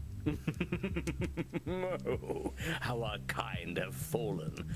What are you going to do, cowboy? Kill me? Nope, but I can make sure the next few months ain't fun for you. Oh, how very kind of you to care about me, darling. It'll be our dear Dr. Drain who suffers. But I need the little worm for now, so I suppose I'll let you live. Mighty kind of you. Now you just settle on down and we're gonna have a chat. Ugh, talking. We are animals. We are not meant for talking. But very well. At least give me something to drink. I can rely on your piteous human blood to do me that kindness, yes? All right, but I'm watching you, hombre. Look all you like. The show is free. Holy shit! This is better than the swill I usually prefer. I'm more of a quantity over quality sort of creature. Yeah, I know your kind. I used to be a lot like you. And I suppose now you are just as repressed as the sad creature that exerts control over this luscious body of mine. I'm more free than I've ever been, but don't you worry about me. Let's talk about you. You're going to psychoanalyze me. I live according to my nature. You might as well interview a lion. Yeah, we'll see about that. I'm sure you are the way you are for a reason. You're not wrong about that. You know the answer already. Dr. Drain needs me. I am what is missing in his unlife. This Lord Lourdes seems to have a very egocentric view of the world. How would you classify this? Oh.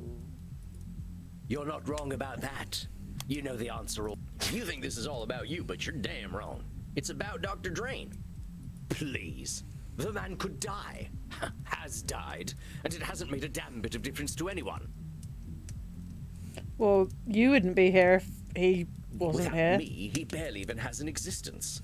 Poor fool. His penis was nearly mummified when I got hold of it. Wow! Okay, that's gross and also wrong. Dr. Drain existed long before you did. If you call that an existence, I am his hidden strength. I am his true essence.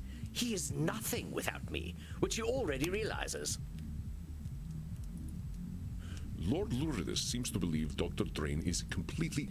I am his hidden strength. You're forgetting something. A lot of who you are is because of Dr. Drain. You know that fella denies himself a lot, and you do all them things he refrains from. Besides, didn't he make that plasma you sprung from? Do you know? You're absolutely correct. Very well. I'll give the little twerp his credit. He did bring me into existence, and what a wonderful existence it is. Were you aware that vampires possess absolutely no gag reflex? I can prove it. I don't mess with my clients. But I'm not your client. That little rat man in tweed is. Of course he would deny himself the pleasure. You hear him talk about what he should do, but the sad creature cannot do those things. He should give in to me, and thanks to you. Come on now, you're really countering his shoulds with your shoulds? I think that proves there ain't no such thing as a should everyone agrees on. But my shoulds are so much more entertaining. His have only bred him hundreds of years of pathetic existence. Huh.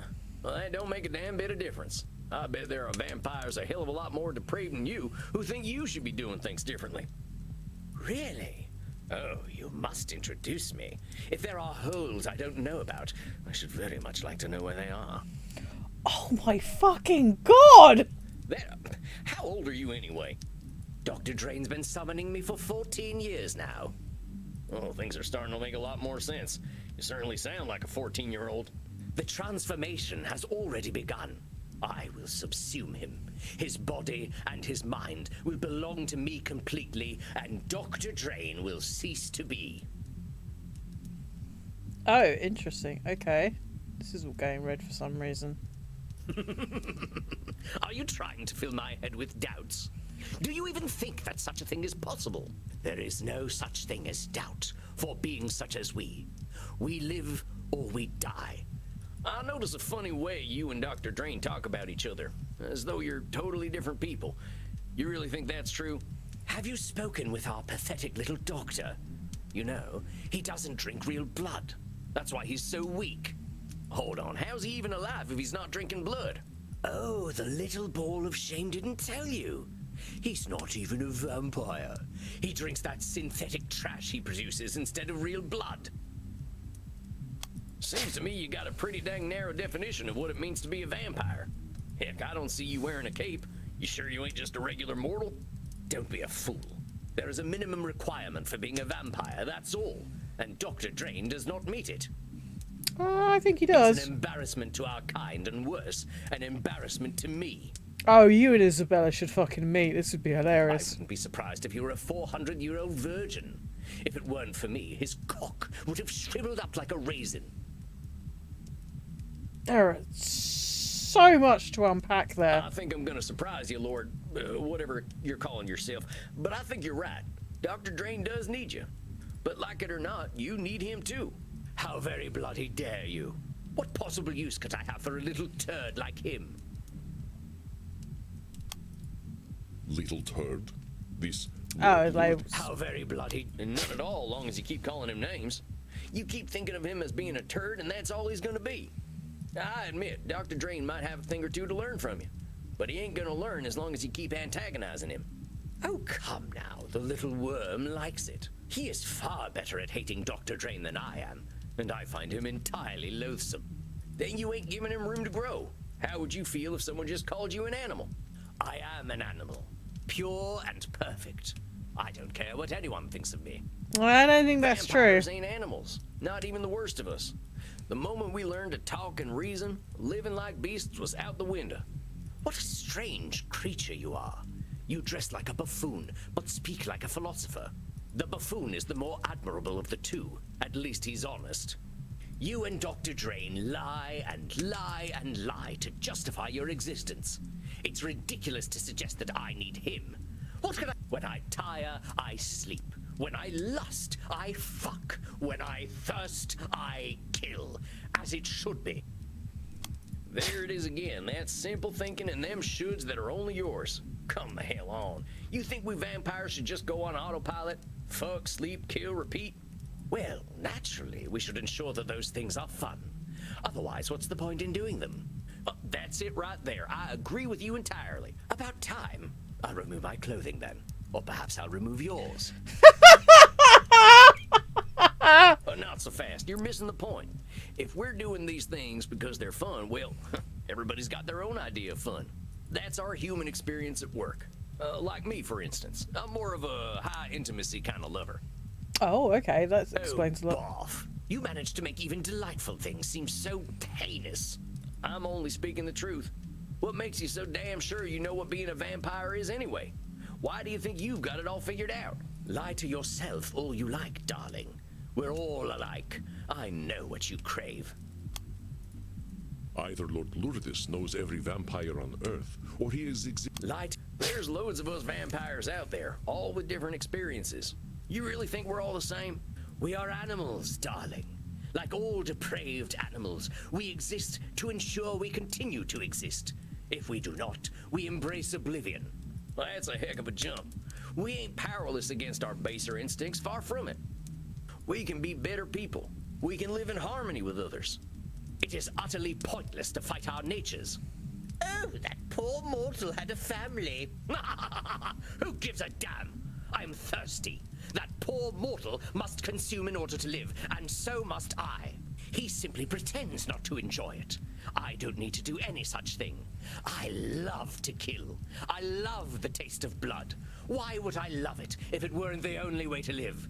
Point is, you're gonna get real fucking bored if you don't find a reason to do what you're doing. Do you think I need a purpose? That's a mortal concern. I don't need a fucking legacy. I need blood. The only thing I should do is what I was made to do. You're just as bad as Dr. Drain with all them should statements. He keeps talking about what he shouldn't do, and you keep talking about what you should do. You both act so damn sure of yourselves. You're so damn sure blood is all you need. Oh, did I forget to mention all the fucking? No, but hombre, you live forever. Food and sex is enough for animals. They got short lives. They get threatened and they die real quick. I know a lot of vampires who live like animals, and every single one of them is lost. Like him or not, Dr. Drain is your reason for living. Hell, if he didn't make this plasma stuff, you'd still be buried deep somewhere in his head. Fuck you. Dr. Drain is a pathetic little liar, and I will destroy him. That's what he wants. Then I'll come for you. If you're gonna kill me, you'd better be a quicker draw than I am. You wanna try your luck, compadre? No need. I do thirst, though, and I smell something downstairs.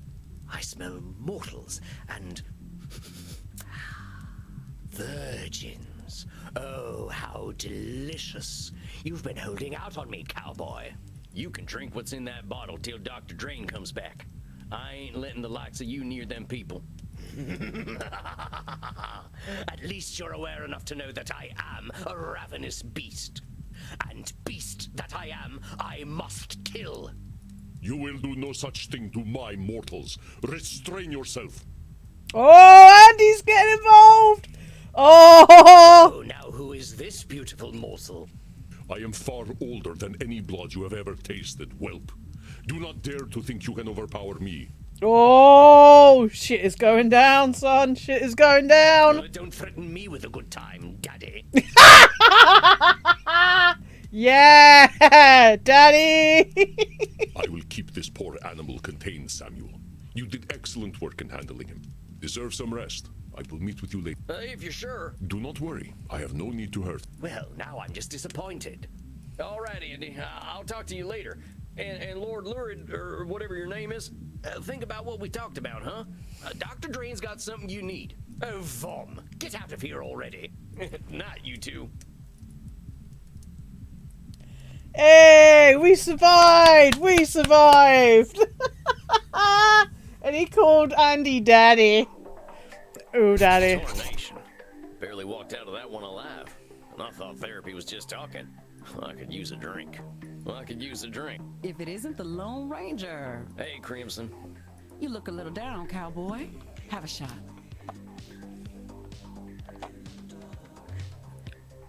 I don't mind if I do. Rough one tonight. You could say that. My client went a little feral. Tried to attack me. That ain't good. I hope you booted their ass out. Well, here's the thing. He wasn't himself. The fella, he can't stand being a vampire, so the vampire comes out in nasty ways. Don't put yourself into too much danger, cowboy. Cleaning up a pile of ashes isn't my idea of a good night. So what? He just went and turned into a monster? More or less. Went from a restrained fella to a hedonist beast. How do you think you handled it? I think I did all right. I learned a whole bunch of cognitive distortions now, so I was still able to challenge the beast. Well, the way I figure it, he's still desperate for help, even if he doesn't act like it. I can see why Andy likes you. A heart's still beating in there. I'm a creature of the night, too. I just want to help my kin. People like talking to you, cowboy. They can't help sharing their lives with you. Whatever it is about you, folks are always going to prefer talking to you over killing you. I surely do hope you're right. You know my big secret already. I wouldn't have told it to you if I didn't believe in you. Well, that's mighty kind of you, Crimson. I'm humble. Quit it with the aw shucks stuff. Now you're just trying to be cute.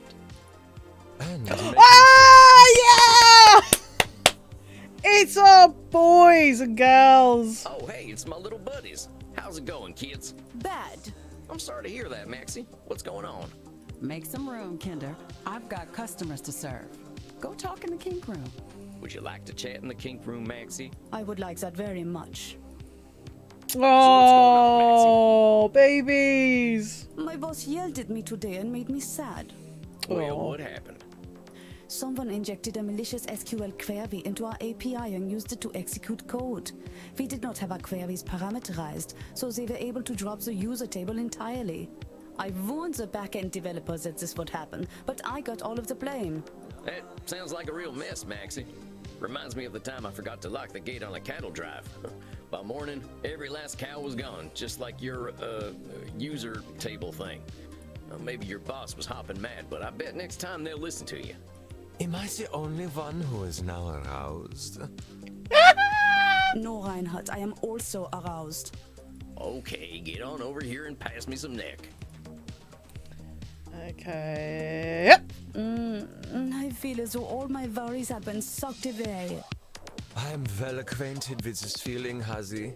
And you will be once more. I think that's my cue to get to my coffin. You scared the American away, Maxie. I suppose I am a very bad girl. All right, I'm out. Bedtime for Sam. See you kids later. Hey, we love our little German kinder. Is it really bad that I kind of understood some of that? Samuel, greetings. Right, I better save. That was hardcore. Okay. Let us save over this one. Yes. There we go. We'll play a little bit more of this, I think. Oh, hey, Andy. What is wrong, my friend? You don't seem your chipper American self. I guess I ain't too happy to be seeing tonight's client. I'm still feeling the tongue lashing she gave me last time. Ah, yes, the Senora d'Este. She certainly has a way with words. It ain't that. It's just this sense I get. Like she thinks I can be a certain way just because she tells me to. Aha. At least that makes her chord distortion clear, doesn't it? You know what it is, of course. She's got control zoo up the fallacy. He's got control fallacy. I do not know this term. The woman who chooses immortality so that she can ensure her family makes the correct decisions probably has some control issues. Yeah, just a bit. And taking out her stress on me. Do not take her criticisms too much to heart, my friend. You are simply a convenient target. And That still don't make it much fun. I will not deny that Senora d'Este is a confrontational client, but take her presence as a gift. How a woman so powerful in her time has much to teach us. You have all the tools you need at your disposal to help her. Consider your approach. Okay, well, it's definitely control fallacy. Disqualifying the positive, yep. Labeling, absolutely. Personalization, yes.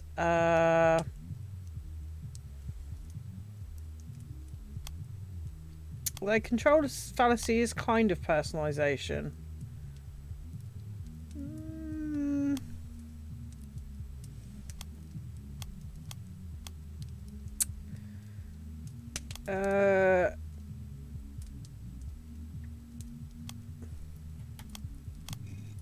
All right, I think I'm ready. I will leave you to meditate then. Be well, Samuel, and let this Oh gosh. Okay. You're gonna make me blush. Fucking You don't save hear scum boss, I time. can Oh, handle you this. can. Okay, you can have a lot more. Okay, that's all right then. 2208. Yeah. Okay, that's cool. Yep. There we go. Return. Okay. We can save scum, baby. We can save scum like a motherfucker. Okay. I know you can. Now I think I'm ready. And here she comes. A deep breath. Now, howdy, Senora. Nice to see you again.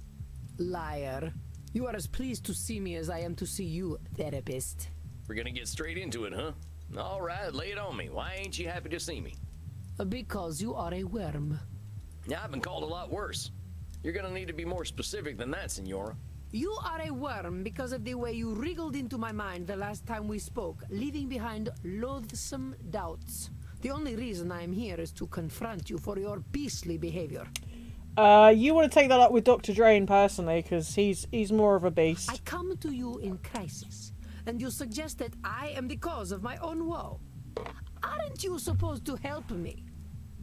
Senora, you came in here telling me that Art is dead. How am I supposed to help you with that? I don't know. But telling me that my existence has been a complete waste of time is not comforting.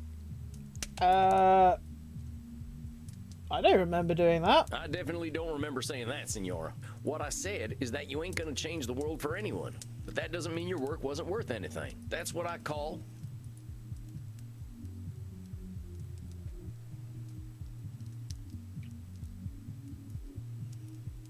Nosferatu thinking.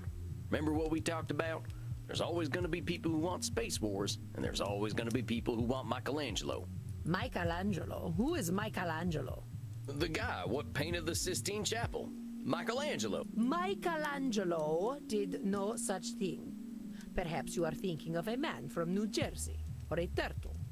It is Michelangelo. Senora, you want to talk about wasting time? What's using me as a punching bag doing for you? Very well. I will speak plainly. I am angry with you, Mr. Walls. Yes, perhaps not all I did was a waste of time, effort, and pain, but to think that much of it was. This is most horrifying. Listen carefully, Samuel. It is not only truth that harms the Senora, but also the way she perceives. Yes, perhaps not all. Listen carefully, Samuel. It is not. Yes, perhaps not all I. Listen carefully, Samuel. Yes, perhaps not all I did was. Listen carefully, Samuel. Yes. Maybe it'd help if we looked at that wording you used. A waste of time, effort, and... Okay. Even if you didn't achieve your goals in them efforts, you can't just say they were a waste of time. Now, if you were sitting in bed for 400 years watching bad TV, then I might agree with you. A disgusting notion. I am already dead. I do not need my mind to actively decompose by watching Batflix's latest trash. So maybe let's reserve waste of time for trash, huh? I can see why it'd be upsetting to see something you put a lot of effort into not work out. It is more than upsetting. It is devastating. I did not just fail to bring the understanding of true beauty into the world, I failed to bring it to my own familia. I watched them die, Mr. Walls. It was not the physical death that caused me the greatest pain, but the spiritual death. They had no care for the Gonzaga name nor the Deste name. Despite my sacrifice and all my efforts, they pissed away my legacy. Oh boy, sounds like there's a lot to unpack here. It is a dark and painful story, Mr. Walls. A story where my greatest joy turns to ash, and I was powerless to stop it. When last we met, did I tell you about my son? No, I don't think so. Federico. Ah, my dear Federico, my little clown, my delicate artist, my beautiful boy. I suffered for him, Mr. Walls. I put up with my husband, Frankie, and all his brutishness, all his licentiousness. All for Federico. I raised him to be intelligent and clever, to understand the gentle arts and philosophy. I raised him to be a Deste. But for all my efforts, I could not cool his Gonzaga blood. And it persisted for a century, to the ruin of our house. I hate to break it to you, senor, but every kid's got two parents, whether they know them or not. And kids have got minds of their own. I refuse to believe that we are trapped by our blood. What was my destiny as a girl? Men of my time said it was to be servile and docile, a political pawn. What saved me from that fate? Knowledge, study, an appreciation of art, music, history, and literature. In the same way, I should have been able to save my son. But my failure did not end with my darling Federico. I was only 150. Hey, Doom Hippie, how you doing, buddy? Yeah, she's back. Oh, Spanish. Okay, so you totally missed. Hang on a minute. I'm just gonna pause just for a minute. You totally missed Dr. Drain and his Dr. Jekyll and Mr. Hyde transformation into Lord Luridus. Oh, you got bogged down with work. Ah, it's all good. It's all good. Yeah, man, that was hilarious. Oh my god. He called Andy Daddy. He's like, oh, hello, who's this tasty morsel? Ooh, you can fight me, Daddy. It was amazing. It was wonderful. But holy shit. And you also, you missed... who else did we miss? There was 2 new clients. So we had an actor called Edmund Keane, who is so up his arse, and his vampiric power is gaslighting. So all the lights and everything just sort of blew up. That was amazing. You've seen the actor, yeah, he's a bit of an arsehole. It was quite impressive. And then there was Medi, who is an ancient Celtic Irish Twitch streamer or glitch streamer.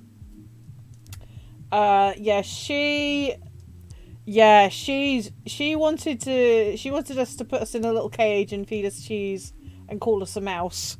And she uses streamers as a blood supply, which is interesting. And yeah, she's got issues. There are worse things, it's true, but she's got issues about pleasing people and boundaries and not feeling safe and being a bit of a recluse. So that's interesting. But Dr. Drain, holy shit, that took a fucking turn. We kind of managed to piss off Crimson by accidentally...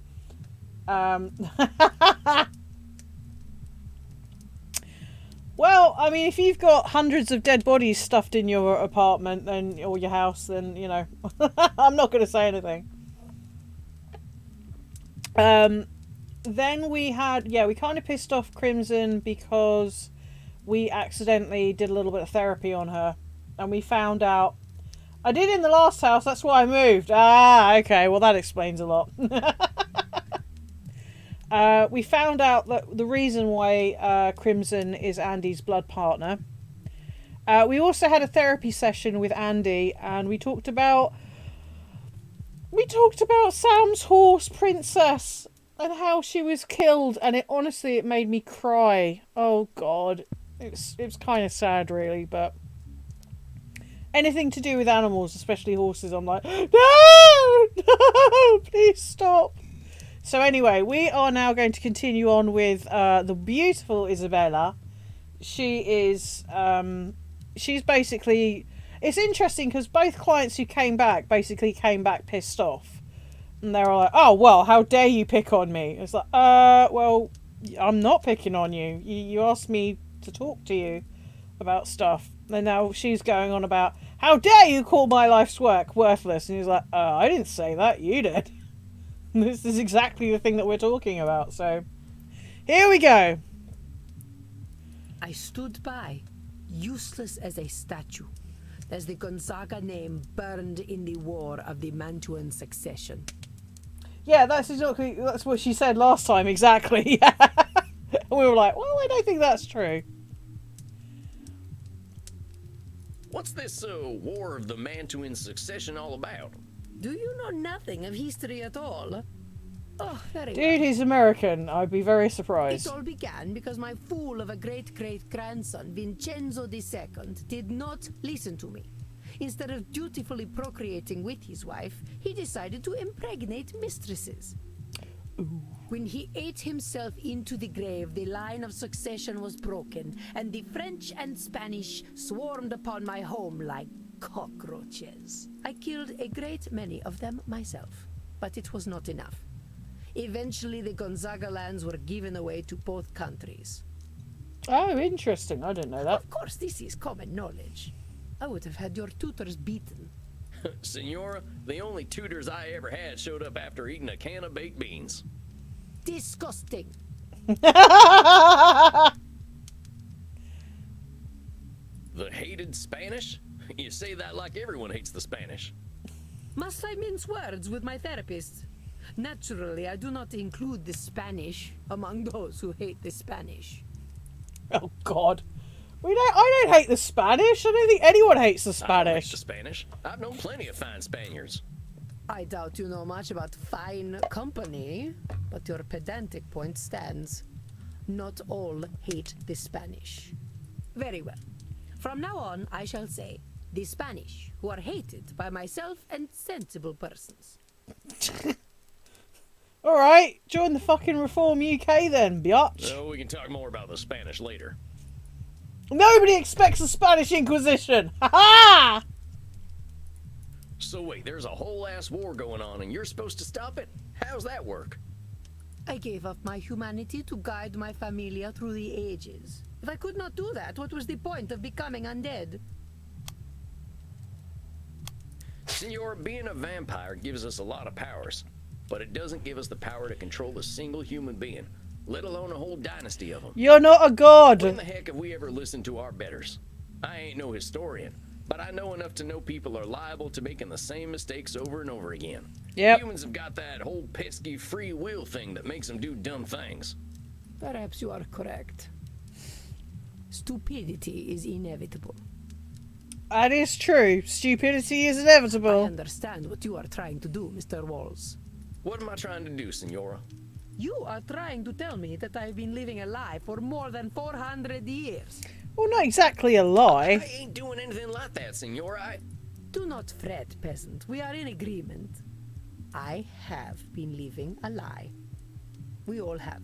As I told you last time, I know my own foolishness. But time has not made my mortal concerns fade. In my mind, I know that virtue, love, chastity, wisdom, honor, these kinds of words were created by men to make us supplicant. But, fool that I am, I still love the idea of virtue. I have loved it ever since I was a child. It ain't foolish to have ideals. You're not a senor. fool. Wanting to better ourselves is maybe the You're thing not that a makes us fool, human. fool. Smack. Shut up and be kind to yourself, idiot. Perhaps. But whose better do we strive toward? That I follow the better of old perverts is what makes me foolish. Senor, people have been following the ideals of old perverts for thousands of years. Why are you a fool? Do not mistake, Mr. Walls. We are all fools. Oh, well, that's better then. Mind your tone. I will tolerate a fool, but not an impertinent one. As I was saying, my folly was to fall in love with these ideals as a child. I used to love all the tales of Roman mythology. I saw myself in all the goddesses. Hang on a minute. Pardon me for a moment, but Roman mythology is full of not only men, but women, goddesses and gods not being able to control themselves and their baser instincts, and indeed their jealousies. Athena being one of them. Hell, she turned someone into a goddamn spider for like beating her in a bloody silk weaving competition, and also making a pattern that was basically a big fuck you to the gods. You know, where's the virtue in that? Athena had issues, right? Zeus couldn't keep it in his pants. I'm fairly sure Hera, Queen of the Gods, also had a lot of issues. You know, essentially, oh, well, my husband raped you, did he? And he got you pregnant. Well, fuck you, bitch! Who is the one who turned Medusa into a gorgon, or turned her into a snake woman? Like, that woman got, you know, Medusa got raped in a... Oh, that was Athena as well. Yeah, exactly, right. So, yeah, I mean, all these people had fucking flaws. Even the gods. Which is why some people find commonality and they like the idea of the Greek gods, or the Roman gods, rather. Although they're very similar, to be fair. You know... because they were so human in their appetites. Stephen Fry, for all his faults as well, you know, makes a good point. You know, that's why they lasted for so long, because people found sort of almost kinship with him, because it's like, well, this guy's a god and he's a fuck up. I saw my strength and chastity in Diana. In Minerva, my wisdom. In Venus, I saw my timeless beauty and romantic nature. Yeah, just wait for it. Give it a minute. Romantic nature. Romantic nature? What a wretched parrot I hear. Do not look at me so. Yes, I was a romantic. Until reality came crashing down upon me. Look at this painting I had commissioned. What am I looking at? I don't know much about it. Oh, okay. The figures standing upon the arch are Venus and Mars. Mars is portrayed by my idiot husband, Frankie. Beside him, I stand as Venus. Oh, wow. Okay, that's supposed to be you. I'm not sure where I'm supposed to be looking. You may appreciate my beauty, peasant, but do not let your eyes linger upon my once supple body overlong. This is art, not pornography. Okay, well, kids, this discussion on what art and pornography is a very deep one. In fact, there's a really interesting series by Mary Beard, which I would highly recommend, about the art of shock, and what considers vulgarity. And yeah, Mary Beard is an amazing person. I regretfully only found out about her stuff during the pandemic, and holy shit, what an eye-opener. What an amazing woman. And just the idea of nudity. Why is nudity in art considered art, whereas pornography, what's the difference? Yeah, it's a really interesting subject. Please go and watch her stuff. It is really, really good. I believe that was a BBC program, so it's probably on iPlayer. Go and have a look at it. But look closer and you will see that even this art is a lie. This is the dream of a foolish girl. Oh, really? That's interesting. I've always considered doing the Open University, but I can never really decide what I want to do. To be enjoined in pure romantic love with a handsome warrior. I believed so hard, Mr. Yeah, Walls, that I handsome thought I warrior could is make definitely not really looking. He's not looking in your eyes, mate. He's looking in your. Yeah. But this handsome man is not Frankie. Look, tell me I'm wrong. She's looking off into the distance, looking wistful. There is definitely a gesture here of, I have this woman, she is mine. And look exactly where his eye line is going. Okay, Twitch, this is fucking art. We can talk about it. Shut up. Right. Yeah, look, just look where he's looking. Okay, there is nothing in that to say that he is virtuous. Boobas. Yeah, he's looking at the booba, right? Yeah. This is Frankie. He is not Mars, but Vulcan. I have to admit, I'm not as well known or versed with Vulcan, but I can't remember him. Okay, Doom Hippie, you're gonna have to help me. What was the terrible shit that Vulcan did? Hephaestus. Okay, what did he do that was terrible? What was his terrible crimes against humanity? Did he like go around murdering people? Was he also a massive rapist?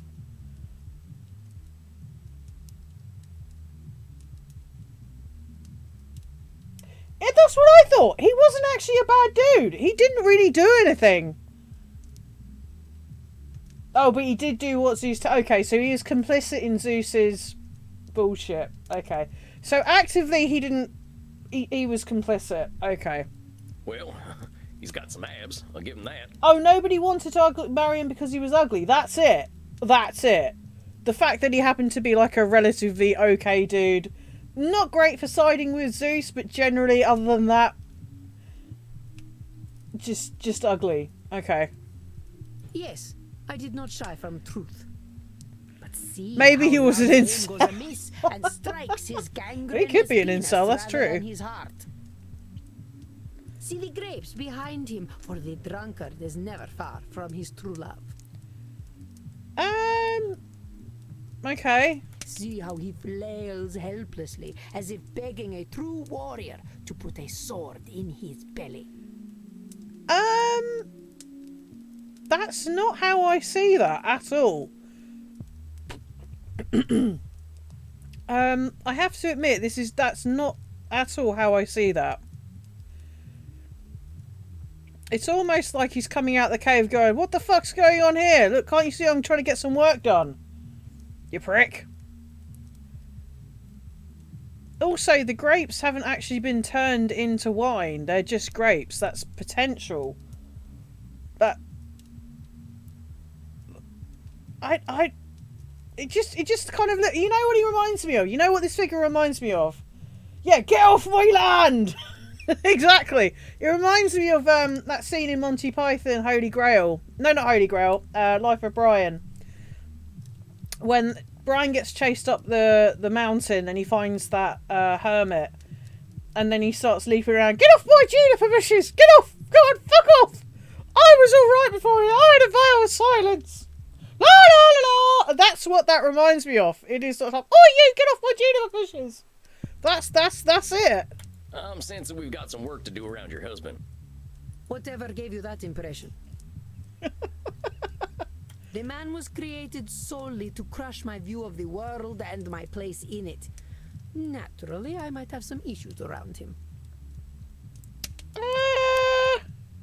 Senora Deste is suggesting her husband's improprieties were designed to hurt her, but I imagine this might be news to him. Oh, personalization. Okay, and also we've got slightly new world and my place. Senora, whatever problems your husband had, they were problems he had before he even heard of you. Anyone he could have married would have had the exact same problems with him. Ain't nothing to do with you. Yes, you are indeed correct. One cannot blame a boar for being a boar, even if you dress him up as a man. It would have been better for all if he had married a sow. I'm not going to say anything. At least everyone's expectations will be lined up, huh? Quite so, Mr. Walls. I now believe that Frankie was the truest man I ever met. That is what broke my heart. I maintained the illusion that he was my Mars because that is what I needed. I was not ready to face the truth. Oh, but I knew. Even as a 15-year-old girl, I knew. But I could not accept that I was married to the legendary penetrator of Mantua.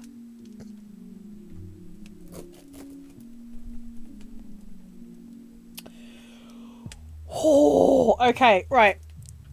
Just so everyone's clear.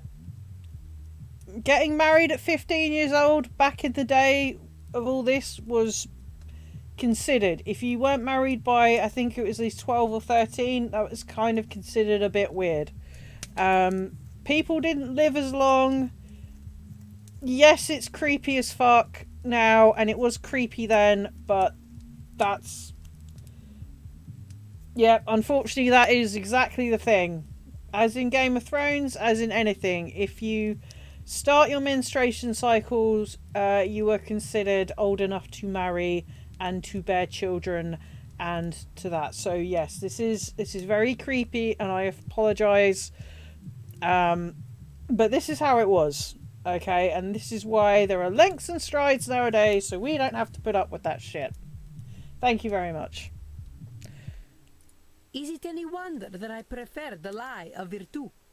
Is it any wonder that I still prefer to believe it? I think that's what a lot of women like, but that's not to say that men don't necessarily feel the same.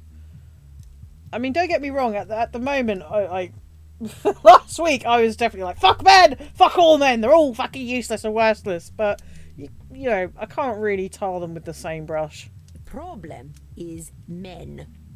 You are all weak animals who would give up your dignity for an evening in the company of Lucrezia Borgia. Speaking as a man who did spend an evening with Lucrezia Borgia, I can assure you that... Problem is men. Hashtag not all men. Weak animals would... Hold your horses there, Senora. I don't even know who the heck Lucretia Borgia is. Oh yeah, he's got a new horsepower as well. He can calm people down by petting them like horses. It's really weird. Lucrezia Borgia. Oh, well, you know, she was alright. Not all men. She is the inventor of twerking. All men flock to her, as I'm sure you would. Oh, I'm sorry. Are we now saying that Lucrezia Borgia got one up on Megan Thee Stallion? Wow, okay, this is amazing. They say she was blonde, but she looked like a redhead to me. You know what they say about redheads. That's Kissed not... by Lucifer. I mean, that's not hard true. Kissed by Lucifer? Well, if it's Tom Ellis, hell yeah. If it's... oh shit, what's her name from Game of Thrones? Fuck! In the Sandman Netflix series. Oh, Christine! Gwendoline Christine. Yeah, Gwendoline Christine. Gwendoline Christie! Thank you very much, yeah. If it's Gwendoline Christie, hell yeah. I have... yum, yum, yum, yum. Sorry. Sorry, Dang, good thoughts. Senora. Your overgeneralizations are building up and making you see whole groups of folks as awful. Now, I know you got your reasons for feeling the way that you do. Real personal ones. But recognize where your experience is making you narrow your thinking. I mean, Senora, I'll be straight with you, as you're a tough lady. Here's where I think it's coming from. You're comparing people to gods, including yourself, and everyone's failing that test. Frankie weren't never going to be Mars. You weren't never going to be Venus. You weren't born out of no shell. And you will never be anything but a peasant. Heck, Senora, I'll be as surprised as anyone if I get invited to a high society dinner. I can tell I'm hitting a sore spot, but maybe that means that's what we've got to focus on. I do not like you, Sam Walls. But you are correct. I betray my own purity of spirit with my anger. But I say, why should we not aim to be like the gods? Humanity is not worth preserving when we are such petty creatures. This Senora has a rather dim view of humanity. But I say, why should we not aim to be like the gods? Wait just a minute there, Senora. Humanity ain't worth preserving? I say you're wrong. Damn wrong. Look at yourself. Look at what you've created. Ain't no goddess has ever done what you've done. You brought some of the finest art ever produced into it. You ran your own city, which is something I'm pretty sure Venus never did. That's very true. Venus never did. I suppose that is true. Our mortal concerns seem so pedestrian, though. Senora, humanity is all we got. Even if we're immortal, every word we're speaking is a result of our humanity. Yeah, we make a lot of mistakes, and some of us sound like peasants. But all that messiness is worth something. It makes us who we are. Senora, I don't think you're a goddess. I think you're way more interesting and impressive, because you're real. Oh, Sam, you utter flatterer. Well, you know what? I want that in a fucking Valentine's Day card. That's what I want. You're not a goddess. You're more interesting and intriguing. You're real. I'll take that. Wisdom for a peasant, Sam. And your kerchief is a fetching shade of red. It matches. Oh, she likes him now. Well, thanks, Senora. Let's focus on you, though. What happens if you're not that perfect goddess?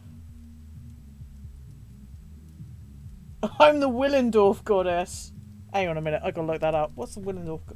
Hang on. Wait. What's that? Hang on. I know what that is. Hang on.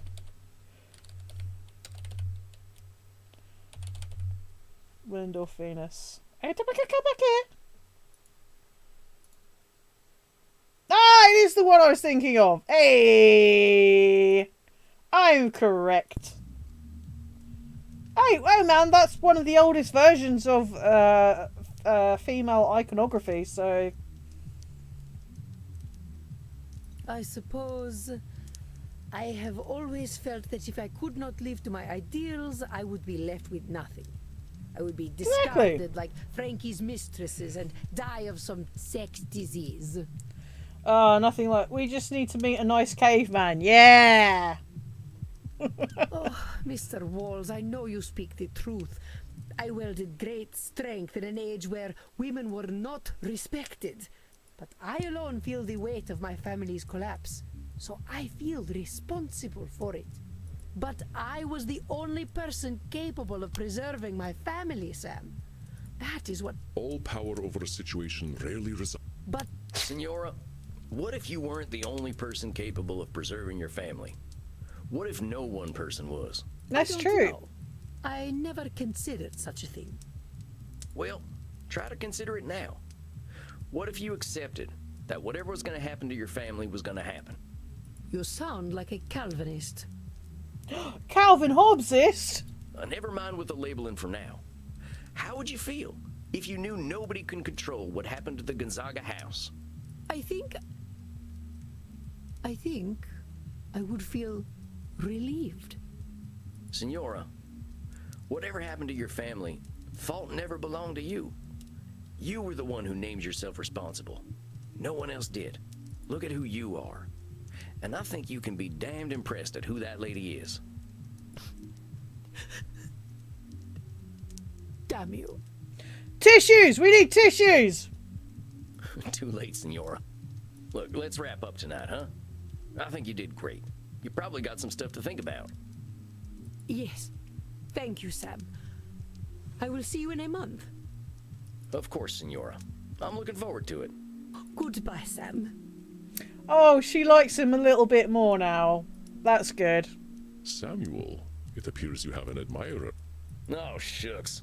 I think Isabella d'Este has liked fewer than 5 people in her hundreds of years of existence, and you are one of them. Yeah, we got a fan. Hey. Remember, though, that romantic entanglements between a therapist and client are absolutely forbidden, in case you are tempted. Come on now, Andy. I ain't gonna do anything like that. Of course, should the mind wander into fantasy, that is entirely acceptable. You're just messing with me now. Oh.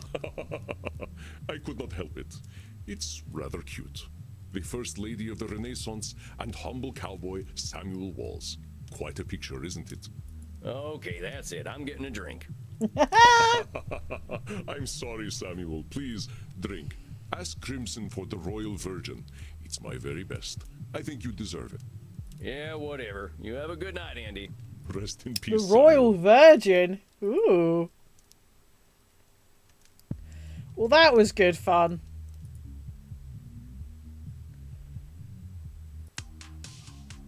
And I thought I had family problems. I'll need me a Crimson special after that one. Howdy, Crimson. Think you could fashion me up one of them blood cocktails? I reckon so. Got a lot on your mind tonight, cowboy. Yeah, just thinking about family stuff. I got this client who's got some real tough family issues to go through, and it got me thinking about my own. Or my lack of family, at least. You got any family left? I've got a great granddaughter kicking around apparently, but she's got no connection to this old cowpoke. Not sure what she'd say if a man dressed like a cowboy introduced himself as her vampire relative from the 1800s. That's interesting. I haven't wondered about that. I see your point. It sounds like you don't have many family problems then. I reckon so. Family means a lot to my client, though. I hope my perspective's still useful. How do you think she's handling her therapy so far? Pretty I think well. She's doing pretty well, honestly. She spent a long time judging herself by her family's achievements, but I think she's starting to recognize the fruitlessness in that. Seems like you don't need her family to be able to give her some hope. I suppose not. Rich family problems were never going to be my specialty anyway. You got family back home, Crimson? Yeah, I've got some family. We don't talk too much.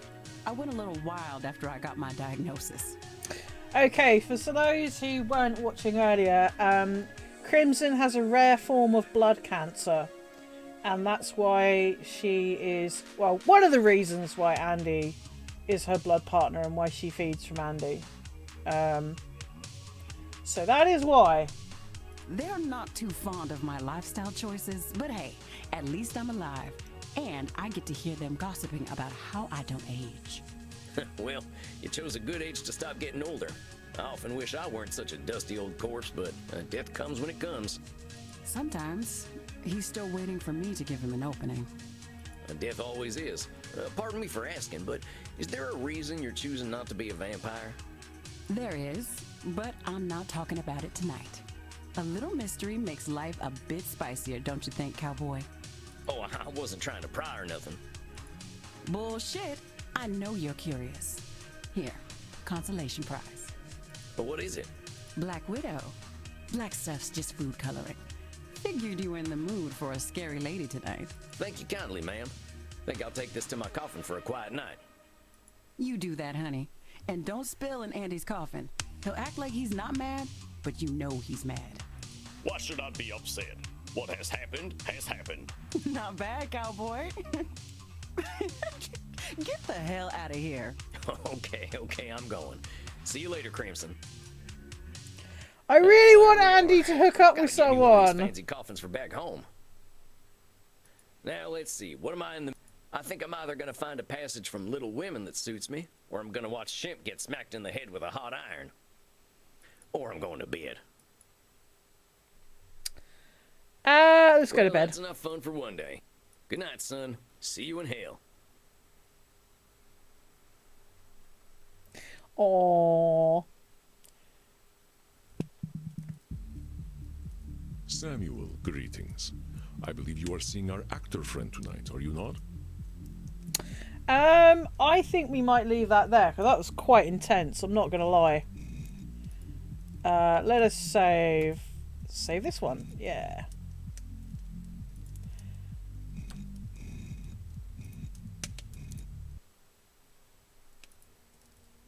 That was pretty intense, I'm not going to lie. Oh, poor princess. Learning poor princess's fate. So sad. So sad. Oh god. But yeah, holy shit. Right, I'm gonna take my headphones off. If I can hear the folk festival kicking off, I can't remember. Anyway, oh my god, poor princess. Poor princess. Go and watch cat videos. You know what? I tell my mum that all the time. I'm like, go watch fluffy cat videos. Watch fluffy cat videos. Watch them. Watch the fluffy cat videos. But no, that was really good. I really enjoyed myself. That was really intense, and we learned a lot about different things. Didn't quite go as well this time round with spotting certain cognitive distortions, but to be perfectly frank, they are, I mean, they're kissing cousins. It does take a while to get used to, but yeah, what an amazing game. What a fantastic game. I am really, really enjoying this. And I'm glad that it seems that other people are enjoying it too. Well, I have to admit, it has been a bit quiet this week on Twitch, but what are you going to do? I will be streaming tomorrow. I don't know what I'm going to be streaming yet. I'm considering maybe I'll stream more Vampire Therapist, because I'm kind of into it now. So I reckon I'll probably stream some of that. Failing that, I don't know what I fancy. Might play some Garlic Phone. To be honest, Garlic Phone was really, really good last week. That was really, really fun. I've forgotten how much fun Garlic Phone could be. So maybe we'll do some more of that. But I think maybe we'll play some Garlic Phone. Maybe. I don't know. Or maybe we'll do more Vampire Therapist. D&D. Well, I haven't played any D&D this week. I have been D&D bereft. My D&D session got cancelled yesterday because my DM's computer was updating. And it was taking like 3 million years to do because it was a bastard of a machine. So, yeah, that was a bit sad. I'm not gonna lie. I have cravings for D&D. I got the shakes. I got cravings. I got cravings for D&D. So hopefully I'll get to play some D&D at some point. Yeah, I got the cravings. I mean, I could play some Dirge tomorrow, but the problem is I have some confessions to make. I want a nice Fey room setting, damn it. You goddamn right. I wanna live in Faerun like no one ever did. Boom, boom, boom, boom. To kill goblins is my quest.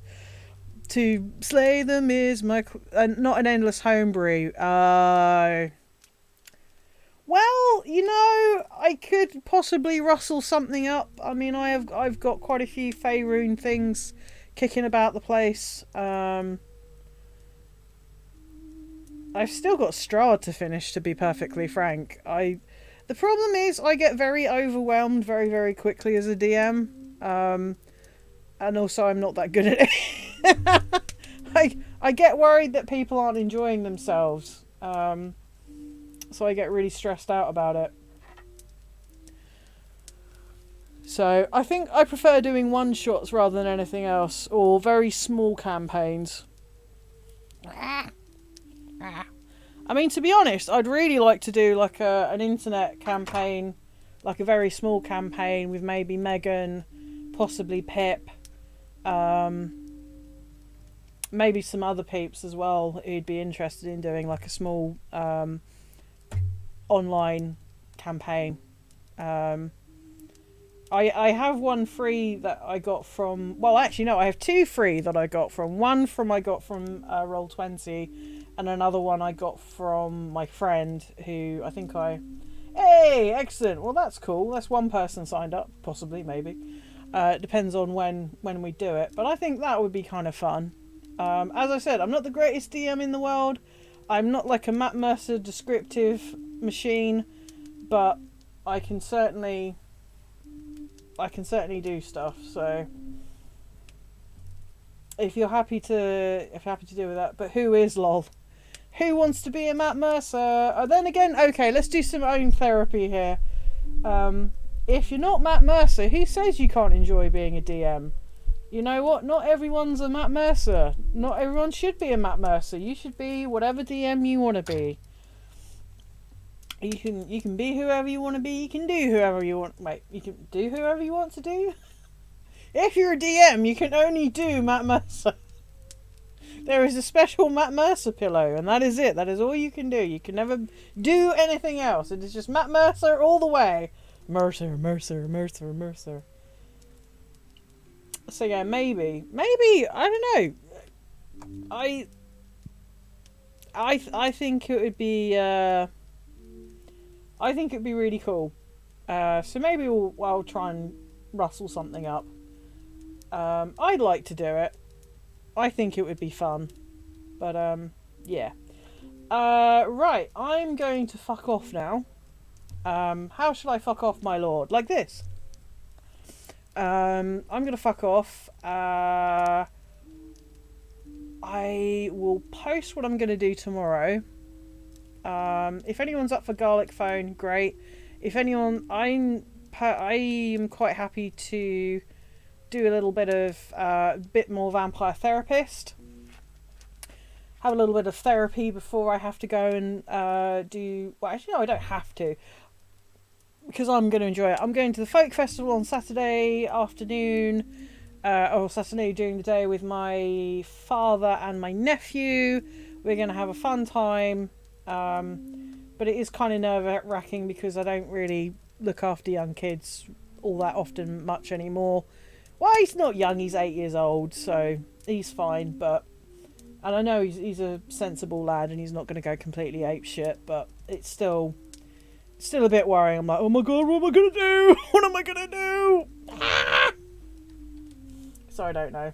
We'll see. But anyway... have a lovely evening, guys. Thank you to Doom Hippie for coming along. Be safe, sleep well, rest in peace. Just feed them whiskey and they'll be quiet. My brother will fucking kill me. Let alone my sister-in-law. It's like, wow, where's Spoonie today? She dead. She fucking dead. Anyway. Have a good evening, guys. Thank you very much. The Vampire Therapist stream from last week will be up on YouTube tonight, or possibly tomorrow morning, depending. So if you missed it, go watch it there. Also, feel free to watch it again here, because it's up for 7 days before it gets taken off and shoved over to YouTube. So, yeah. There we go. Anyway. Have a good evening, guys. I'll see you tomorrow. Laters, gators. Bye.